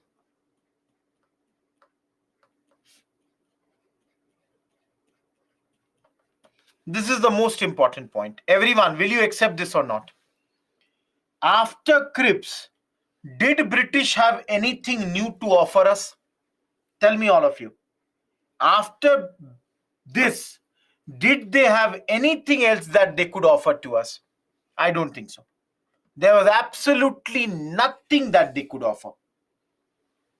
So, clearly, the fact that Cripps had failed forced us to start Quit India movement. Number 2, all of you tell me, World War II is going on. Will I be correct to say that the prices are increasing? Each one of you, keep on telling me. World War II is there is prices are going up, and there is shortage of products like salt, rice, etc. because everything is going to the war front. All of you tell me, will this not lead to discontent? You people tell me. If you were in those days, will you be not happy कि चावल तो मिलता नहीं है, the salt is so costly? Everyone. Third,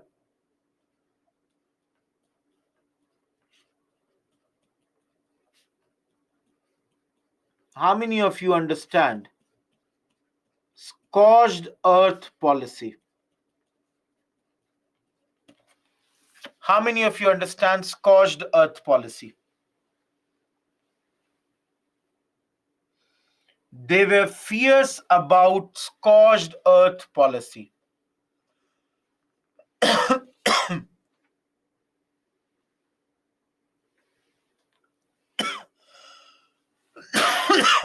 Listen to me, all of you. A big army is coming from this side, and your forces are small, and you are here. Everyone, you will get defeated. What will you do? You know you are going to get defeated. What will you do? Tell me.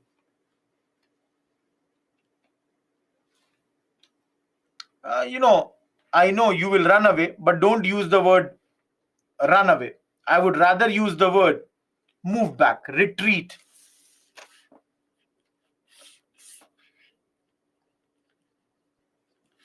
You came to this place.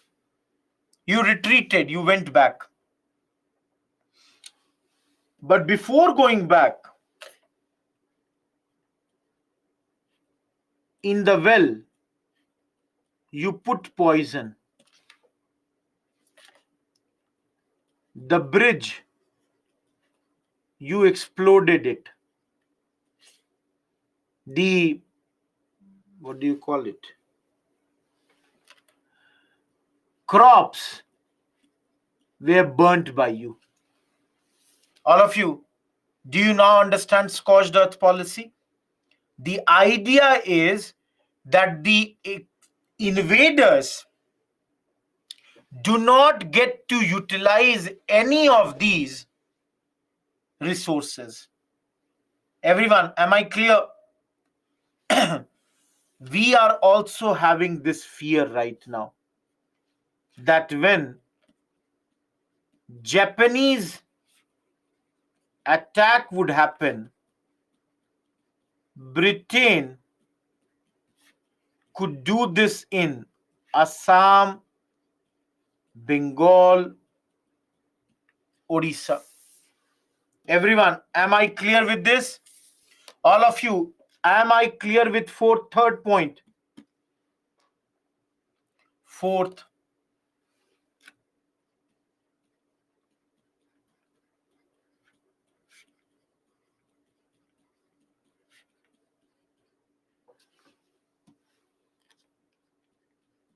British racial policy.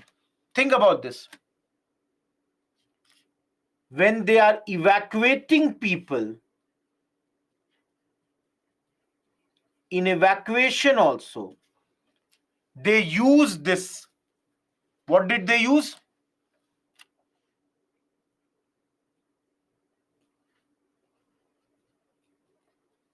Built two roads, white and black road.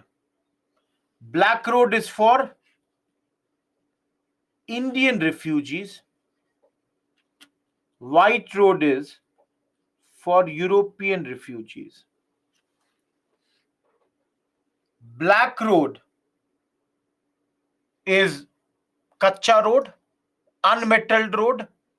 White road is the pakka on which the trucks, the cars can move.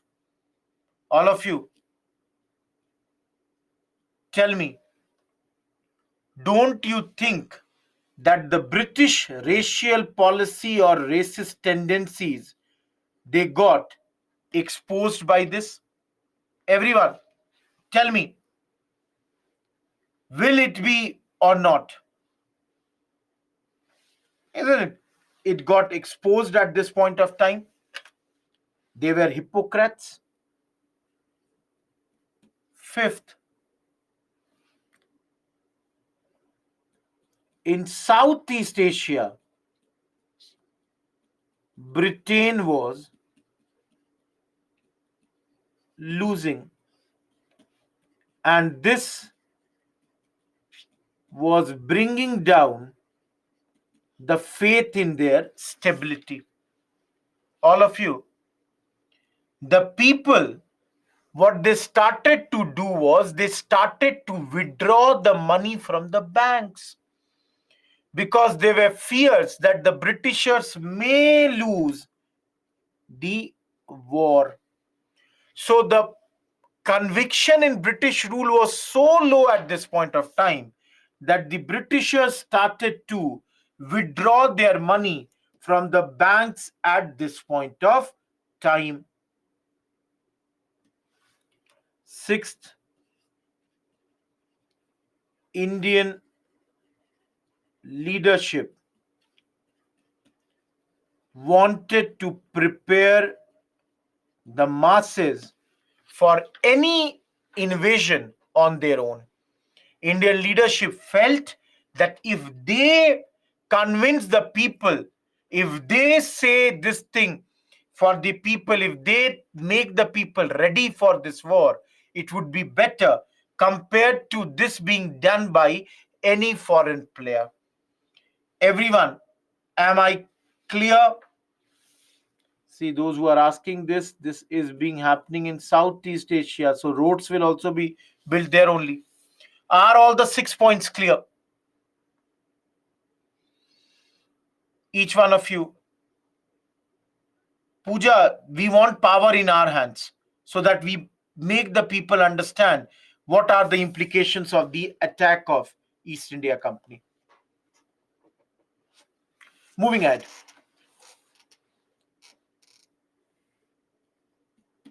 On which day it started? Everyone, which day did it start?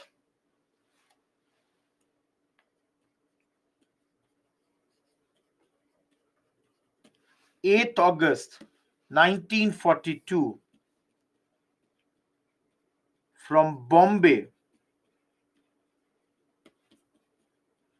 Govalia tank, this mission was started, or this movement was started. Each one of you, Congress basically is launching a mass CDM, which according to Congress would be non-violent and would be led by Gandhiji. And this is being done to immediately end British rule and form a provisional government for the time being. That is still, elections and everything have not happened. There will be a provisional government.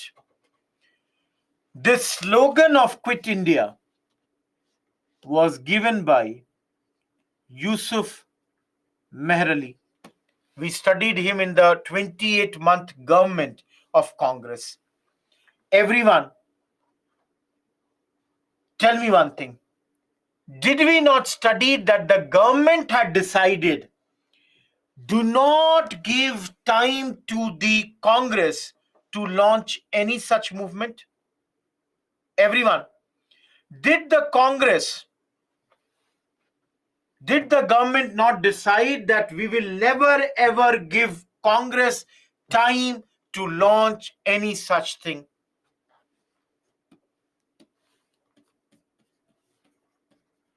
9th August morning, all Congress prominent leaders, they were in jail. They arrested most of the prominent leaders the next morning. But before I get into the next morning, let me tell you one thing. And most of you must have heard about this. What was the slogan of this? Do or die. Gandhiji's slogan this time, karenge ya marenge, karo ya maro, do or die. Everyone, am I clear with this? All of you.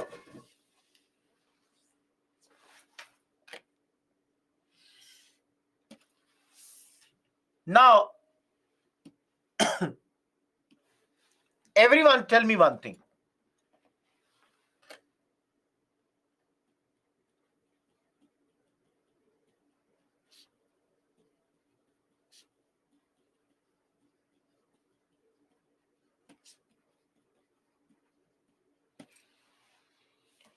In earlier movements, what did Gandhiji ask the students every time?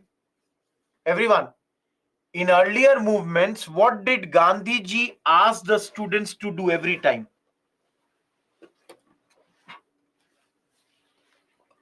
Gandhiji used to ask, leave the studies, quit the schools.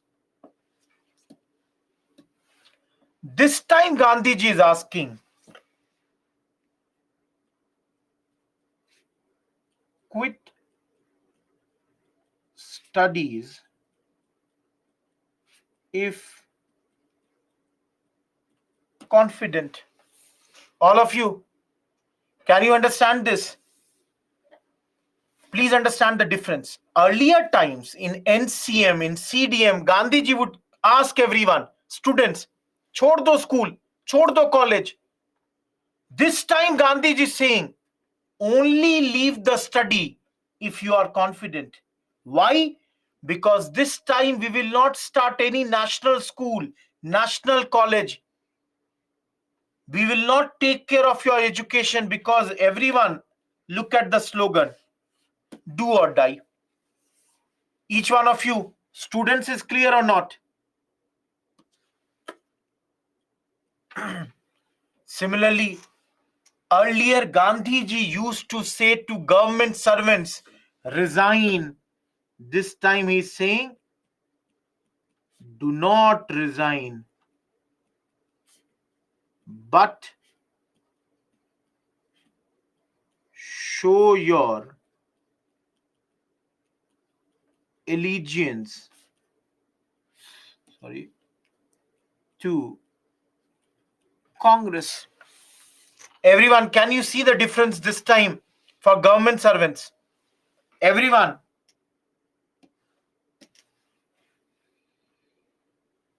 Earlier, every time he would say resign, but this time he's saying do not resign.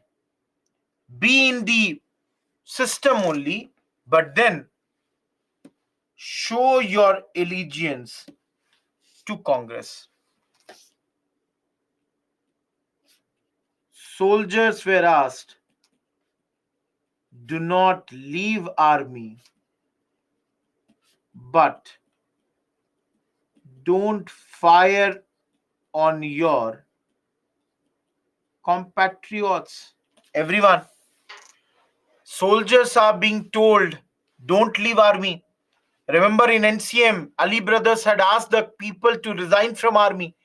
Gandhiji saying, don't quit army because you are fighting in World War II, save India from Japan also. But then, don't fire on your own people.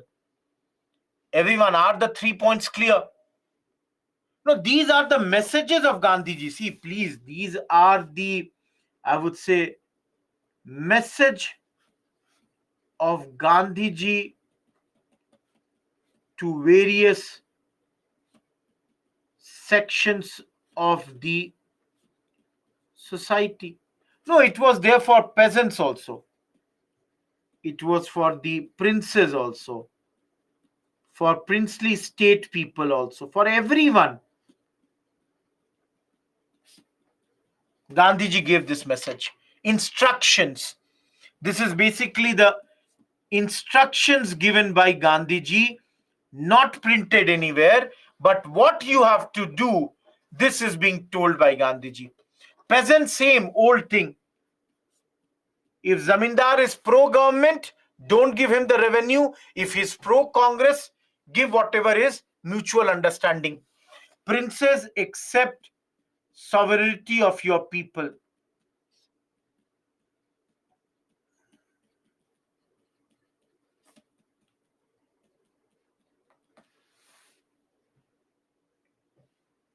No issues, Dikshit. Everyone, are these clear? All of you, are these clear? I'll take another slide. I don't have place for this. No, Congress also is illegal. Na? If everybody is in jail, Rajesh, Congress has also been declared illegal again. Congress cannot operate openly because it's illegal. Okay. All of you, if possible, mug this up. Everyone, if possible, mug this up. Question on in UPSC has already come on this. But for your essays, for your ethics, if you can remember the whole, here is a mantra, everything, please do this. Am I clear?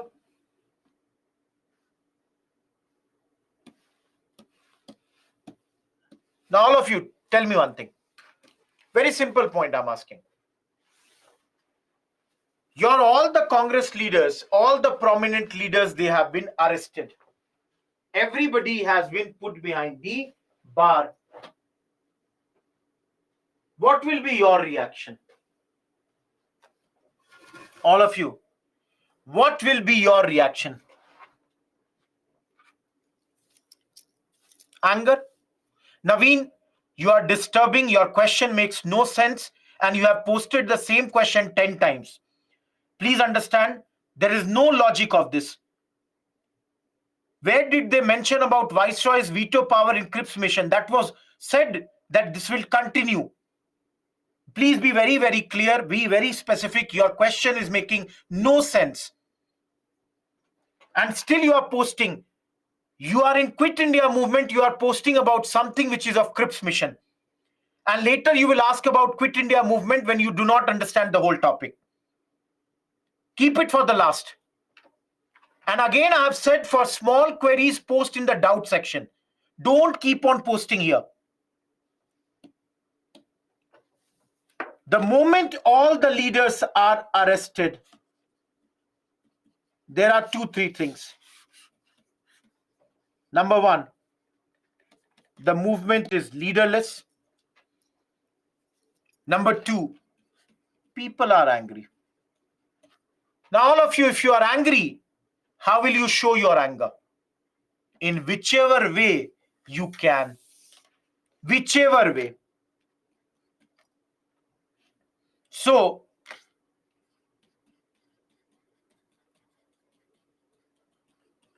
in a spontaneous manner. Spontaneous means without a lot of thinking, you would be attacking all the symbols of the government. Every symbol of the government will be attacked. So let's say, all of you, bridges blown. Wherever possible, hoist the national flag on the government buildings. Similarly, students,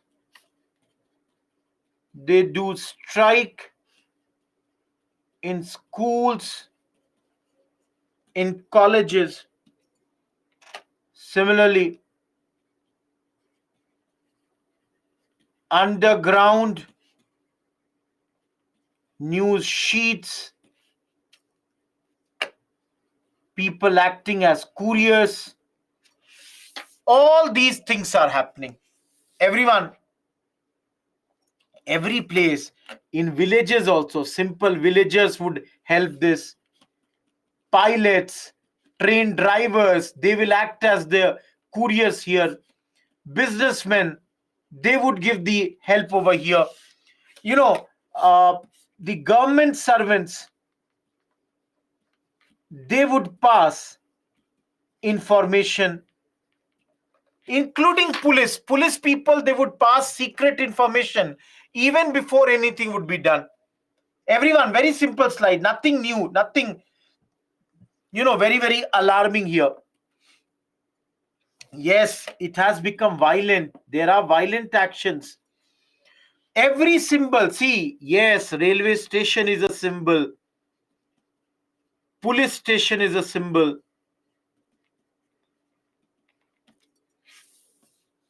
How many of you understand underground? Some people are asking what is underground. Everyone, who does not understand underground? Yes, we are doing strikes also. Workers are going and doing strikes. Underground means you are not openly doing something, hidden, by hiding secretly. So, for example, everyone, very important points I am writing for prelims. Usha Mehta. Sorry.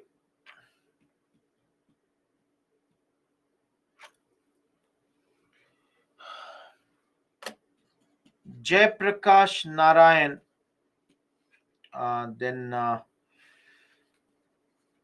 Suchita Kriplani. Just give me 1 minute. Let me write the names. Ram Manohar Lohia.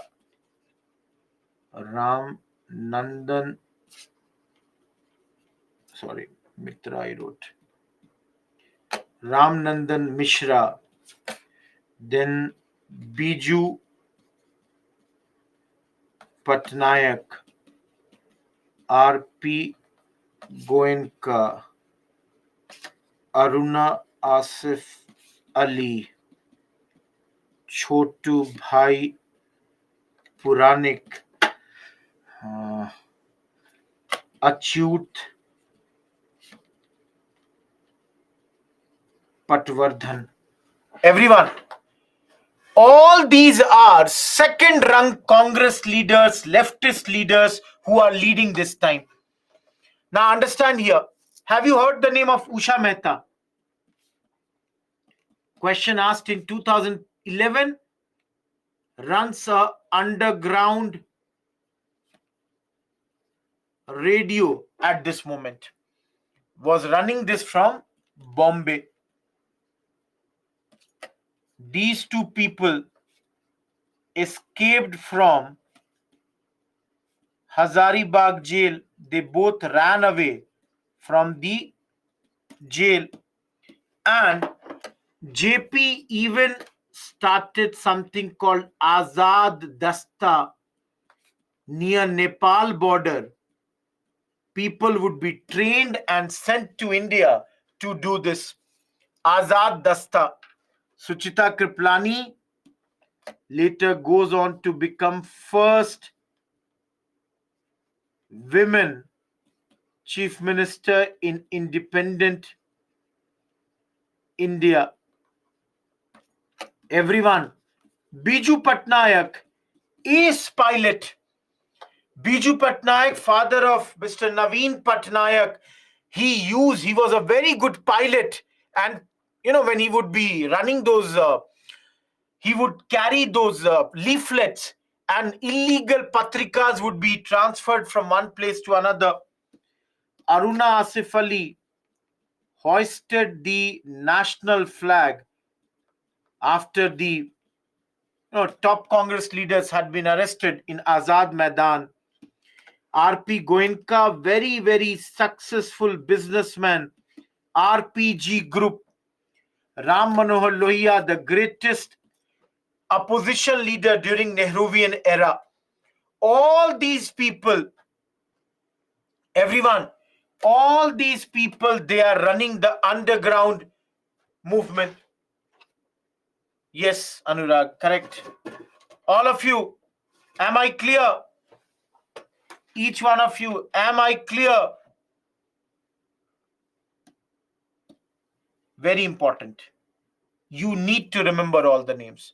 UPSC, I told you, 2011 already question has been asked. And they are big, big names. You will have to remember their names. No, there was that also. See, all of you, do you understand the concept of parallel governments? Do you understand the government of parallel governments? Women Chief Minister, Independent India, Anjali. Balia. Tamluk. Satara. Odd. See, parallel governments are governments. In Hindi we call it Samanantar Sarkar. That is, though there is already a British government, but in these areas, people started their own parallel governments. Like, for example, in Balia, there is a person named Chittu Pandey. What he did is he got many freedom fighters who were arrested and kept in the jail. They were released. And he ran this unofficial government for a very long period of time. Similarly, in Tamluk, a Jatiya Sarkar was formed. This Jatiya Sarkar was there, and this Sarkar continued in those days and would do all the things that a government does. So, like paddy distribution. So, they would get the paddy from the rich and give it to the poor. Organized armed Vidyut Bahinis, all that was their thing. Similarly, in Satara, Nana Patil and Y.B. Chauhan led the longest, this is the longest running parallel government in India. Tamluk is in Bengal.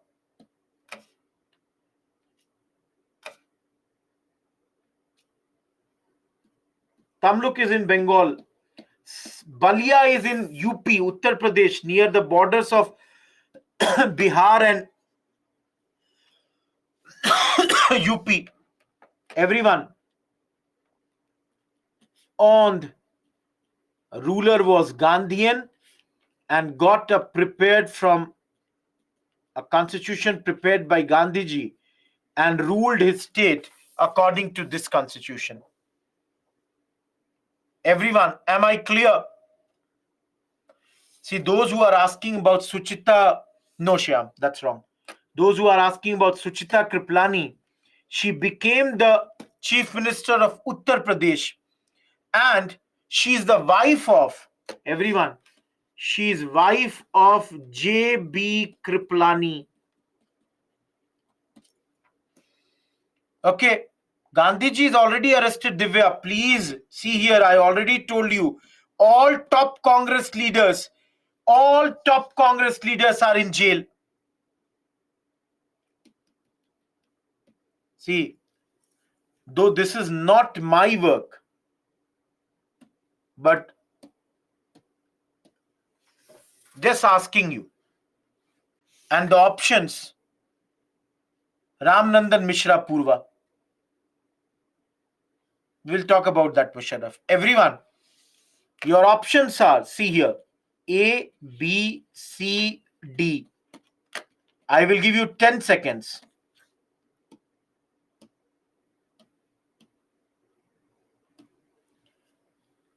Those who think 0 to 10, 10 to 20, 20 to 30, 30 to 40 women chief ministers in independent India. Everyone, starting the poll for 10 seconds. What is your answer in this? How many women chief ministers? Just, Gayatri, give me the answer. 74, 18, and I could not see. No, I could not see the others.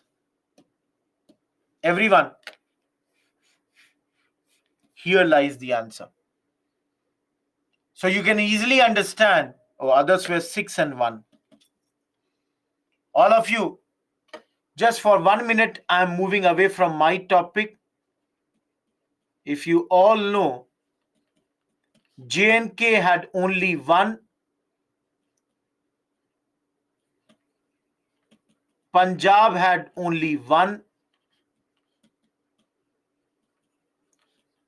UP had two,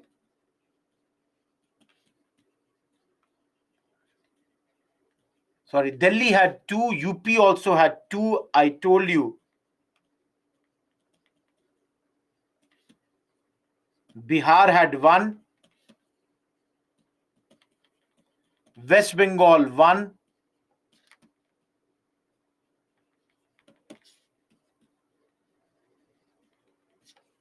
Rajasthan one,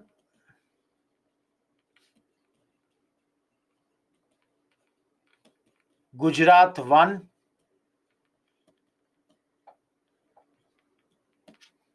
Madhya Pradesh one. Those who are saying Tamil Nadu had one, you are wrong, because Jayalalitha, Madam Jayalalitha, and I think Janki Ram Chandran, and then, yes, wife of MG Ramchandran, and there were three more chief ministers. I'm forgetting their name, from Assam, Goa, and I think Nalini Satpathy from Odisha.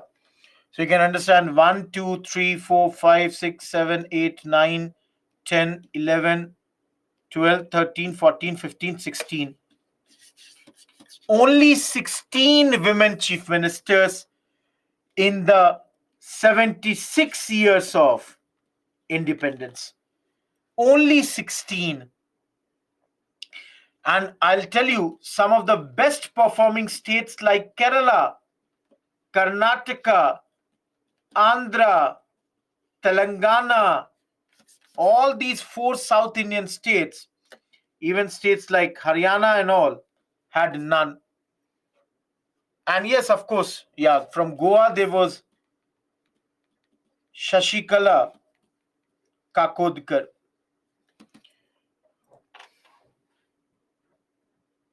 No, that's what. Those who are asking, how do I remember these names? One of the things was, I was way interested in politics very, from the very early days. At the age of 8, at one point of time, I had remembered the names of more than 150 MPs of different places. So that's how it was. Then that's why I can remember, and yes, from Assam, the women chief minister, her name had come, Anvara Temur. Even Maharashtra has given no women this thing. Okay, moving ahead. Just for interesting this thing, not important. For essay and all, you can use this Just for information, I gave it to you.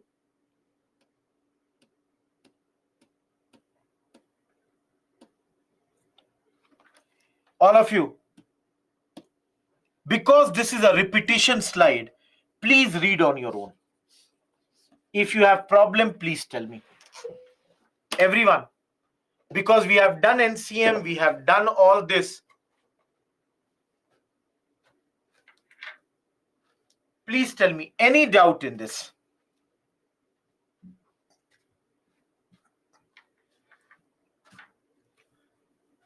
No, Saurav.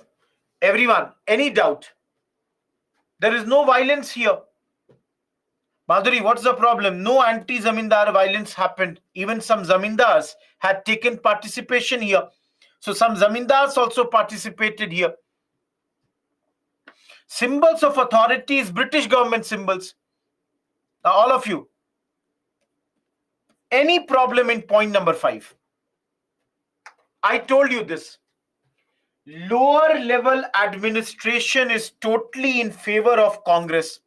Police is with Congress. Clerks are with Congress. Now tell me, can the government run? It cannot. Muslim League did not join, but the Muslims, they helped the movement in a big manner.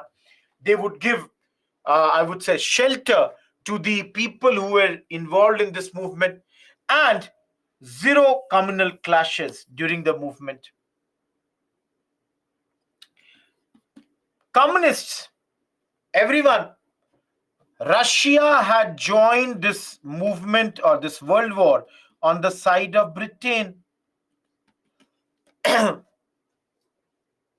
So, the communists had an anti-war line agenda, but then the people would get attracted to this movement. Lastly, those who are asking why princely states showed less response, one of the reasons was that Congress was never that strong in these areas. Everyone, am I clear with these 2 slides? Have patience, Musharraf. Okay. Everyone, any point which is not clear in repression? Shashank, I've already explained that point.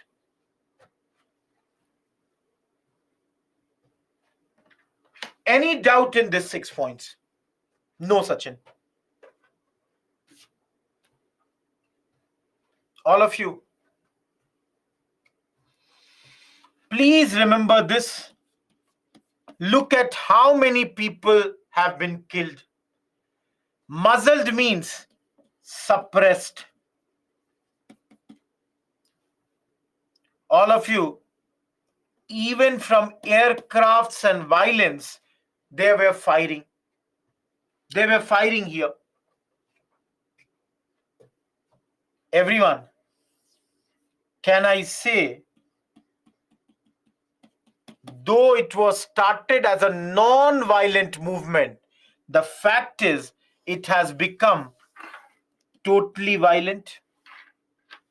Everyone, secret service means like CID, etc. They were very, very powerful. Pooja, we have studied that earlier also. In revolutionary chapter, I have taught you this. I've taught you.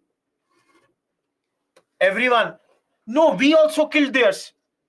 In your Bipin Chandra, the other book, it is mentioned. For example, in Patna, 2 of the British officers, they were killed and their bodies were paraded in the entire Patna town. Similarly, in Jharkhand, RAF pilots were killed. Violence is happening from both the sides. Getting my point? Violence is from both the sides here.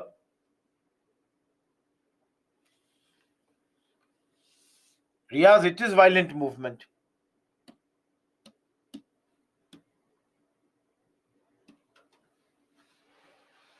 Now, everyone, you tell me. After Quit India movement, can there be any retreat? All of you, you tell me. After this movement, can we go back now? All of you tell me, is this a turning point in our history or not? All of you, don't you think that the British administration collapsed at this point? Total collapse of the British administration happened. And very clearly, independence is first demand at this point of time. There is no way that there is any other thing. First thing is independence. Of course, Quit India movement is a short-lived movement. But then everyone, you all will admit to this point that this Quit India movement has clearly shown that British cannot rule for 100 more years as they were thinking. Britishers were thinking they will be able to rule 100 more years. No, not possible. Indians have shown, we people, all of you, we Indians have shown our capacity for sacrifices, our nationalism is clearly visible. Everyone, is this estimate clear or not? Yeah, Shank.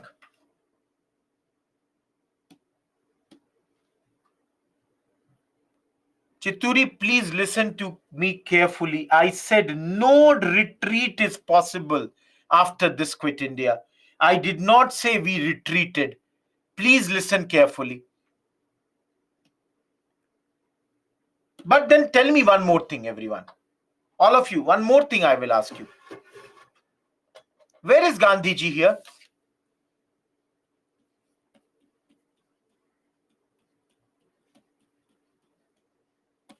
In Pune. He is in jail, prison. Now let's say Gandhiji started this movement to be non-violent, but it has become a violent movement. Will Gandhiji be happy with this? Everyone, will Gandhiji be happy with this? No. So will he call off the movement this time? Will he call off the Quit India movement this time that there is violence? That also he will not do. Gandhiji, please understand, because the Britishers were continuously saying, Mr. Gandhi, so much violence is happening. Why are you not trying to stop it? Why are you not doing something? So Gandhiji in February 43 started a fast. All of you, what is the age of Gandhiji at this point?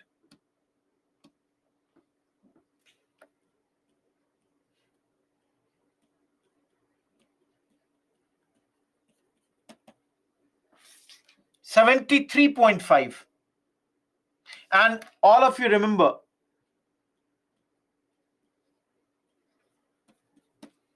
Gandhiji is doing 21-day fast.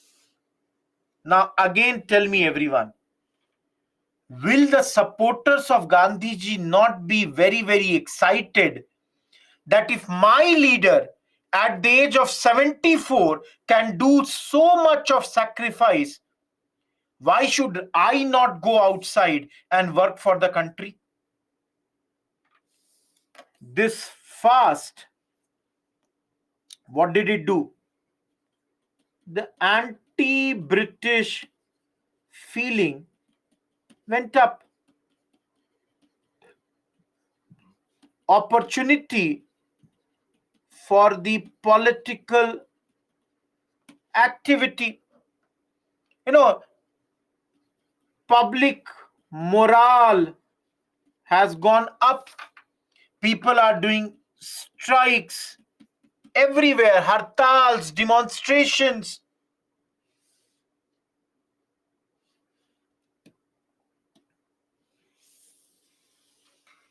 Everyone, Gandhiji will not die. Britishers were thinking. In fact, I will tell you, when Gandhiji went on a fast, three people, I do not remember their full names. I always remember their names as any Modi Sarkar. Full names were something like MS HP Modi NR Sarkar. But I don't remember that. I always remember any Modi Sarkar. These three people were member of Governor General's Executive Council, and they all resigned from this body. They said, we cannot be party to the Gandhiji's killing. They wanted government to talk to Gandhiji, to persuade him to stop his fast. But government did not talk, which clearly showed the high-handedness of the government. But again, Gandhiji proved everyone incorrect by surviving for 21 days. And of course, what he will do later, you will see. No, see, Prasad is asking, is it an all India movement? Absolutely. This is an all India movement, specifically strong in Bihar, UP, then Maharashtra, in Karnataka, in Andhra, basically everywhere. This movement had become very, very successful. No, why it is most successful in Bihar? The reason was the great participation of students and peasants. Because of that, because of this, it happened. No, clearly, all of you can see there is a change in Gandhiji. Everyone, do you see a change in Gandhiji or not? Each of you, do you see a change in Gandhiji or not? First of all, tell me, look at this slogan of Gandhiji, do or die. Don't you think there is a big change here? All of you, look at his message given to army, given to students, given to government servants. Don't you see there is a change here?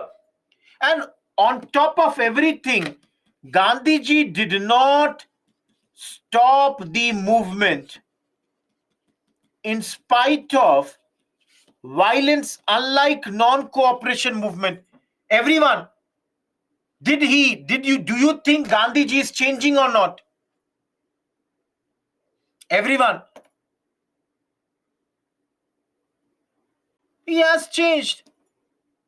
No, see, on paper, Gandhiji is the leader, but actual leadership was always in the hands of revolutionaries and the local leaders. They were the actual leaders at this point of time. And I'll write this. No, please understand, those who are asking, Muslim League did not join, Hindu Mahasabha did not join. As I said, even the communist parties, on them, the ban was lifted at this point. Communist parties, their ban was lifted, did not join the Quit India. And that's the case. No, because they were, guided by the work of the, I would say, or this thing, Russia. They were, the previous page, the names I wrote, they were basically acting as revolutionaries. Sanskar, I don't know what he ate. I don't know which juice he drank. So how Gandhiji's fast ended, I have no idea. I have not studied that thing. Please do a Google, find it out, which juice, which fruit did he eat. I have no idea how did his fast end. Did he make any demands? Please understand, what did I say? He did this fast for 21 days because the Britishers were constantly asking him to denounce the violence. He said, I will not call off the movement this time, but yes, I'm not supporting it. I do not support that. Am I clear, everyone?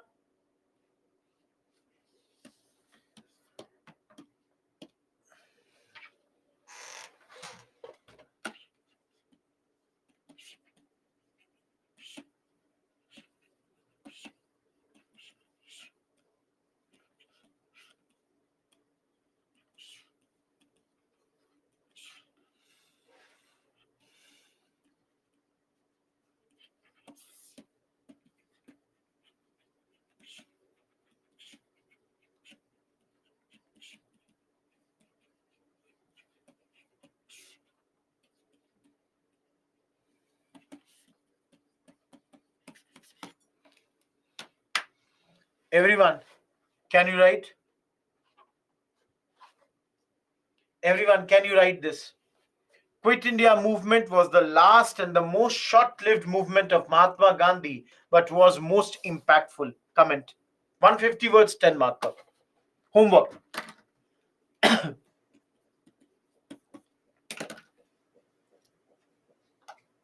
Harshika, to answer the Britishers who were, constantly asking him, denounce this violence, stop this everything. All of you. Any doubt in Quit India movement?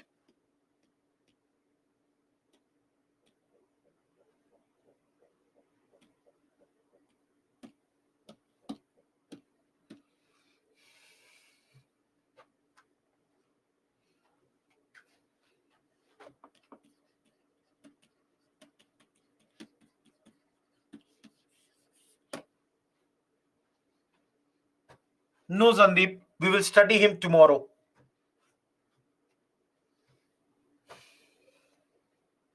Please see the backslide later. Please. Everybody want a different slide. I cannot please everyone. All of you. Who is Rajaji?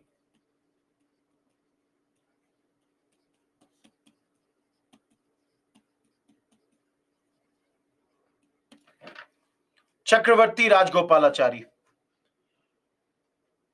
No, Palak.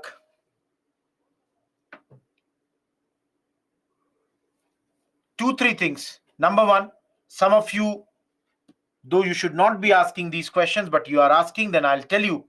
Number one, your last class of modern history, according to schedule, has to be on Tuesday. Today we are on Thursday. So we would definitely have a class tomorrow, Friday. I've already informed there will be a class on Saturday. There is one class on Tuesday also. So minimum 3 classes are left.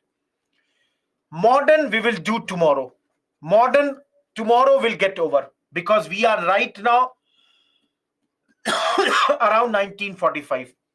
Tomorrow modern will end and then we will enter into post-independence and we shall be doing post-independence from tomorrow onwards. Somewhere, I don't know when, but somewhere we will start modern post-independence tomorrow. That would be the same timing. Monday is 2nd October. Kartika. See, one thing, my suggestion to all of you is use common sense. Always be smart. You never know what will be asked in your exams. What in interview people can ask you. In the interviews, they only don't check your knowledge. They also see your response. They will ask you a very basic question and they would expect you that you all should be knowing that. Asking questions is a good thing. But asking the questions for the heck of the questions doesn't give you a great solution. Use that thing. Everyone, coming back to this thing.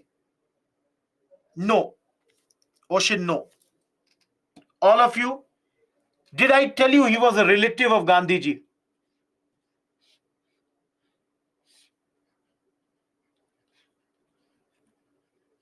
his daughter was married to son of Mahatma Gandhi. Each one of you, I don't know how many of you knew this. Hopefully now you would know. Chakravarti Rajgopalachari's daughter was married to Mahatma Gandhi's son. If I have told you, great.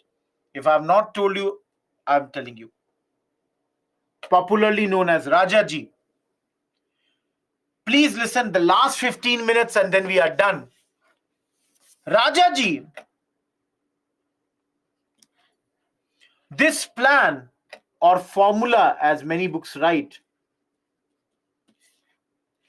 was brought to end the deadlock between Congress and League. As you all know, Congress and League had lots of differences, and to end their differences, this plan was brought. Now, please understand, Rajaji, why did he bring? Because he did not participate in Quit India movement. Rajaji did not participate in Quit India movement. And that's why he was out of jail. And out of jail, Rajaji gave this idea. Now, all of you, one by one, keep on noticing what I'm writing.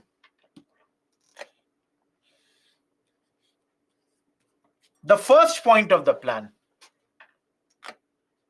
League should accept Congress demand for independence. The first point is for League that please work with Congress for independence and cooperate to form a provisional government. Everyone, am I clear with point number one? All of you. The first point Rajaji is saying is both of you should cooperate. Let us form a provisional government right now and keep on working for independence. Second point, Rajaji is saying that at the end of war, we will have a commission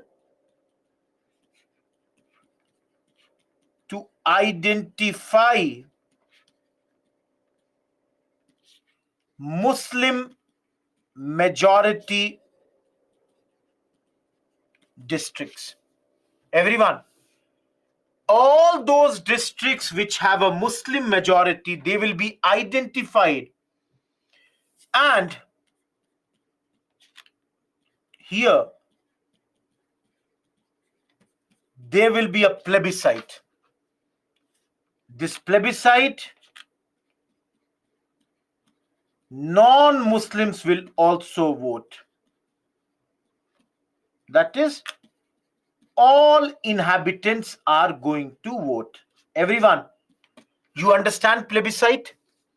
Plebiscite is a simple question, yes or no. Do you want to remain a part of India? Yes or no. It's like a referendum.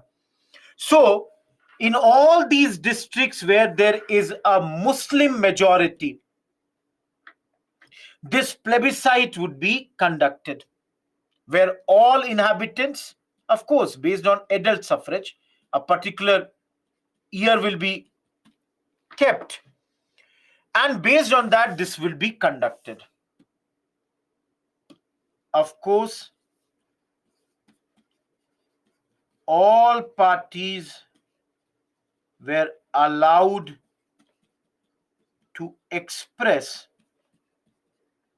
their stance on partition, views before plebiscite. Every party will tell. For example, Congress will say, we don't support partition. League will say, no, we want partition. So everybody will express their views. All of you, any problem till point number 3? Any problem till point number 3?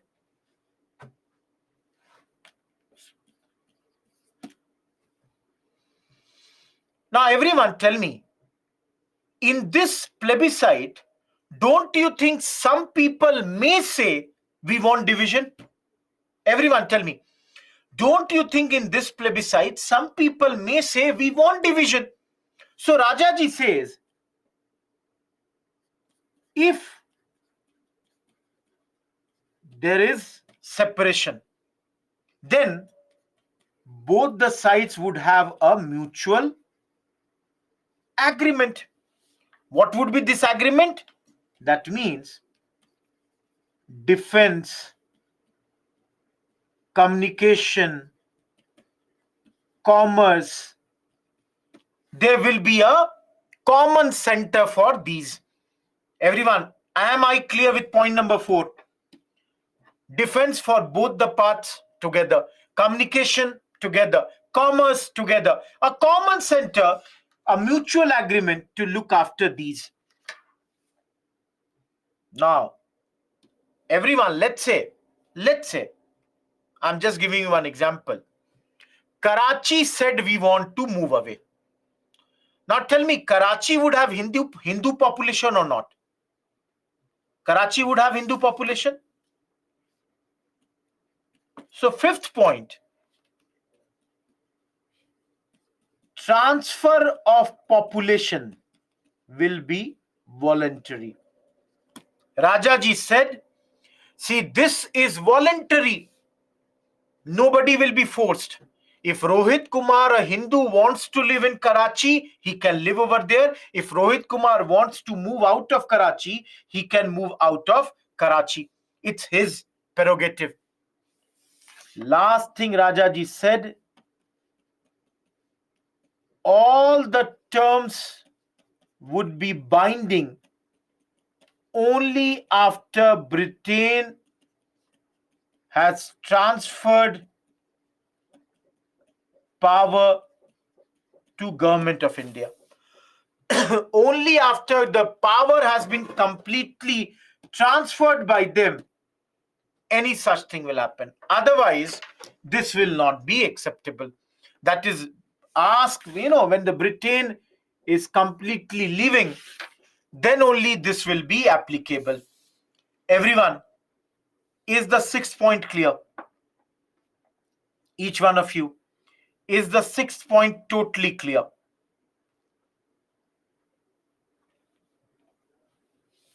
All of you, can I say, and I'm writing here, that this plan tacitly accepts partition?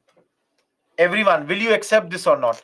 That tacitly they are accepting that partition may happen. Number 2, who is going to use this? Use this plan for his talks with Jinnah. Now, this plan has come around 1944. And Gandhiji, who was in jail, was released earlier than the rest of the people. So Gandhiji is now going to use this plan for his talks with Jinnah.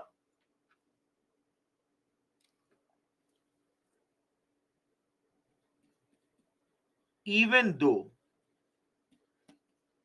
this plan was opposed by Congress, Gandhiji decided that he is going to give one chance to this plan. All of you, this talks between Gandhi and Jinnah failed.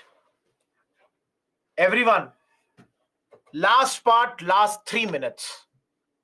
This plan, this talks failed because Jinnah had 3 objections.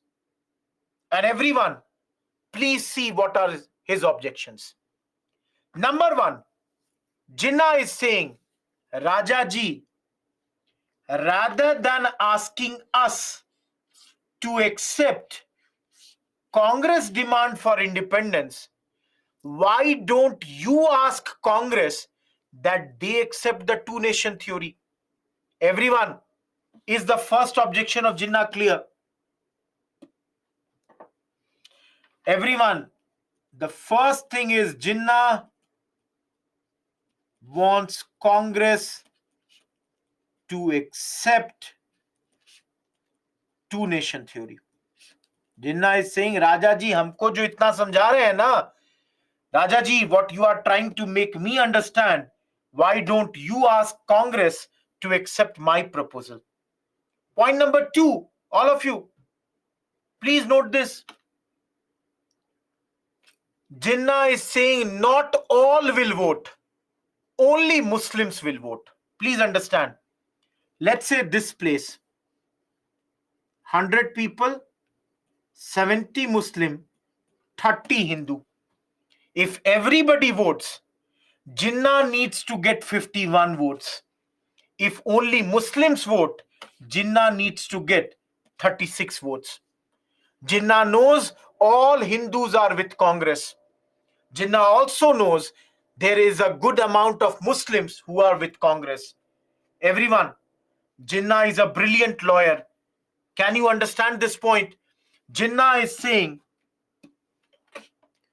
only Muslims will vote. He does not want to take any chance at this point. Everyone, am I clear? All of you, am I clear with the point number two? Last point, third point. Jinnah is saying no common center. Jinnah clarifies, I don't want any mutual agreement. I want a separate nation. I want a totally separate nation that's going to be called Pakistan. Each one of you, am I clear here? All of you, am I absolutely clear here? Clear?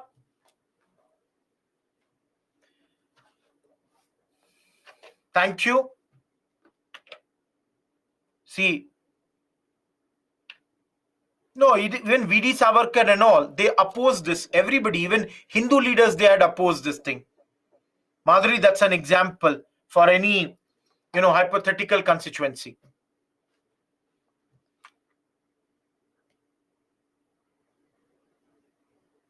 Durga, when is it accepted? Tell me, where was it accepted?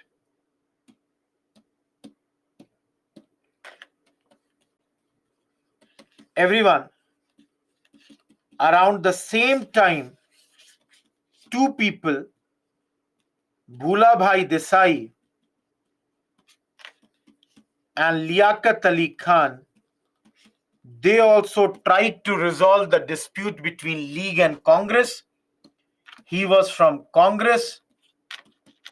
He was from League. These efforts had also failed. The only thing that you need to remember of this effort was that this gave a parity to the Muslim League, which was a very wrong thing to be done in those days. Now, you will ask me, what exactly is a parity in this sense?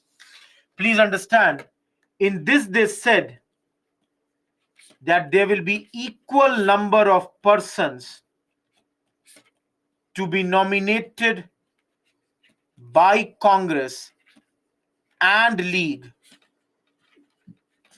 in the central legislature. Clearly, this was a big mistake committed by Bhula Bhai Desai, who was the leader from Bombay and Congress leader in Central Legislative Assembly. For this, he was penalized in the sense that did not get much importance in the freedom struggle from here onwards. Died also very soon. All of you, please attend tomorrow's class because we will start a very, very interesting topic, Indian National Army. I'm done with today's class. Thank you, everyone. Those who have no queries and they are writing, thank you, like Tra, Anjali, everyone. Goodbye. All of you have a nice day. Those who are asking for the last slide, this is this for you. Okay. I'm done with everything. Those who are writing, thank you. I cannot take everybody's name, but thanks a ton. Great. Goodbye. Shyam, Wednesday only. Think about this. If Tuesday is the last class, think, Shyam, when can the next class begin? Ritu, I don't know about that. Morning batch is mine. So Saturday morning batch polity will be, sorry, history will happen because my Tuesday's class got cancelled. Those who are asking Saturday there is a polity class. See, please understand Tuesday's class has got cancelled. So I have to do this here. Sorry, I'll look into this. Others, that's the big mistake. How can there be a parity between League and Congress? How can both the parties appoint similar number of members in the assembly? That's wrong. Thank you, everyone. Any query? Those who have queries, ask me the query. Those who have no queries, please move. Komal, I've got no mail from your side. I said day before yesterday also tag me. Where is your doubt, Anandu? Please repost that. Thank you, everyone. No, Shesh, he never accepted that. Anandu, which is the fifth and sixth cause of quit India? Tell me the points. Yes, Shyam, it's been done. Manpreet, I have told you many a times, I've got no mail from your side. Please be very clear.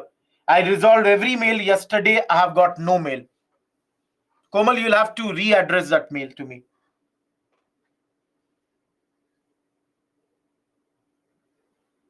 Shreyank, he said that, but that never happened. Divya, I've already forwarded that thing. Yes, Himani.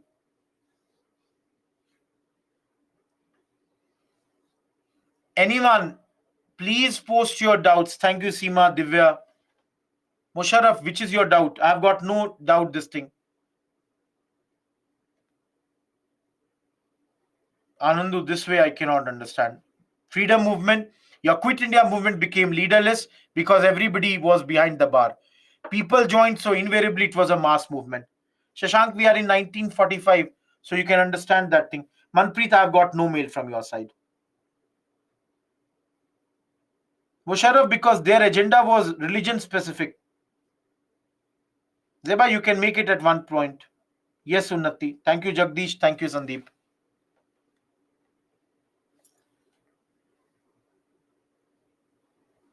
Durga, where are they demanding now separate electorate? They are not demanding that. They are demanding separate this thing, nation only. Chituri, that's not important. Or if you want, you can read. They have differences. That does not mean that relations have deteriorated. Very less, Himani. Thank you, Kripaniti. Saurav, you will have to write the mail. If you have written, I'll look into that. Shresh, he did not stop the Quit India movement because for the violence he atoned 21-day fasting. Okay, Anandu. Prashansha, thank you. Thank you, Divya. Dinesh, tell me what is Jinnah plan? Did I ever teach you any Jinnah plan? I don't think so. No, Seema, I don't think so. I don't think so. If you come on this side and then you will understand. You have joined after 17 classes. You think about this. Those people who ask the same thing which you have explained so many times, and even that is being asked. Come on this side, you will understand what happens. Milo, please write on IAS Live for that. Anyone else?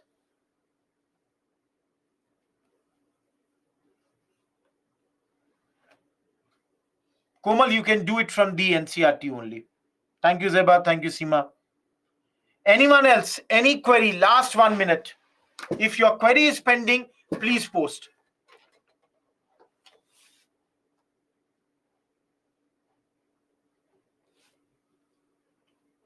Nimani, that's not important. You can find it Google. Do the Google.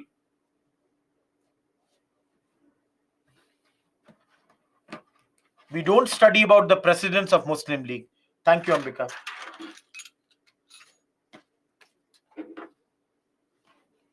Okay, nobody is asking any other query. Yes, Ragini. Because no other queries are coming. I'm done with the class. Goodbye. Let's meet tomorrow again. Thank you.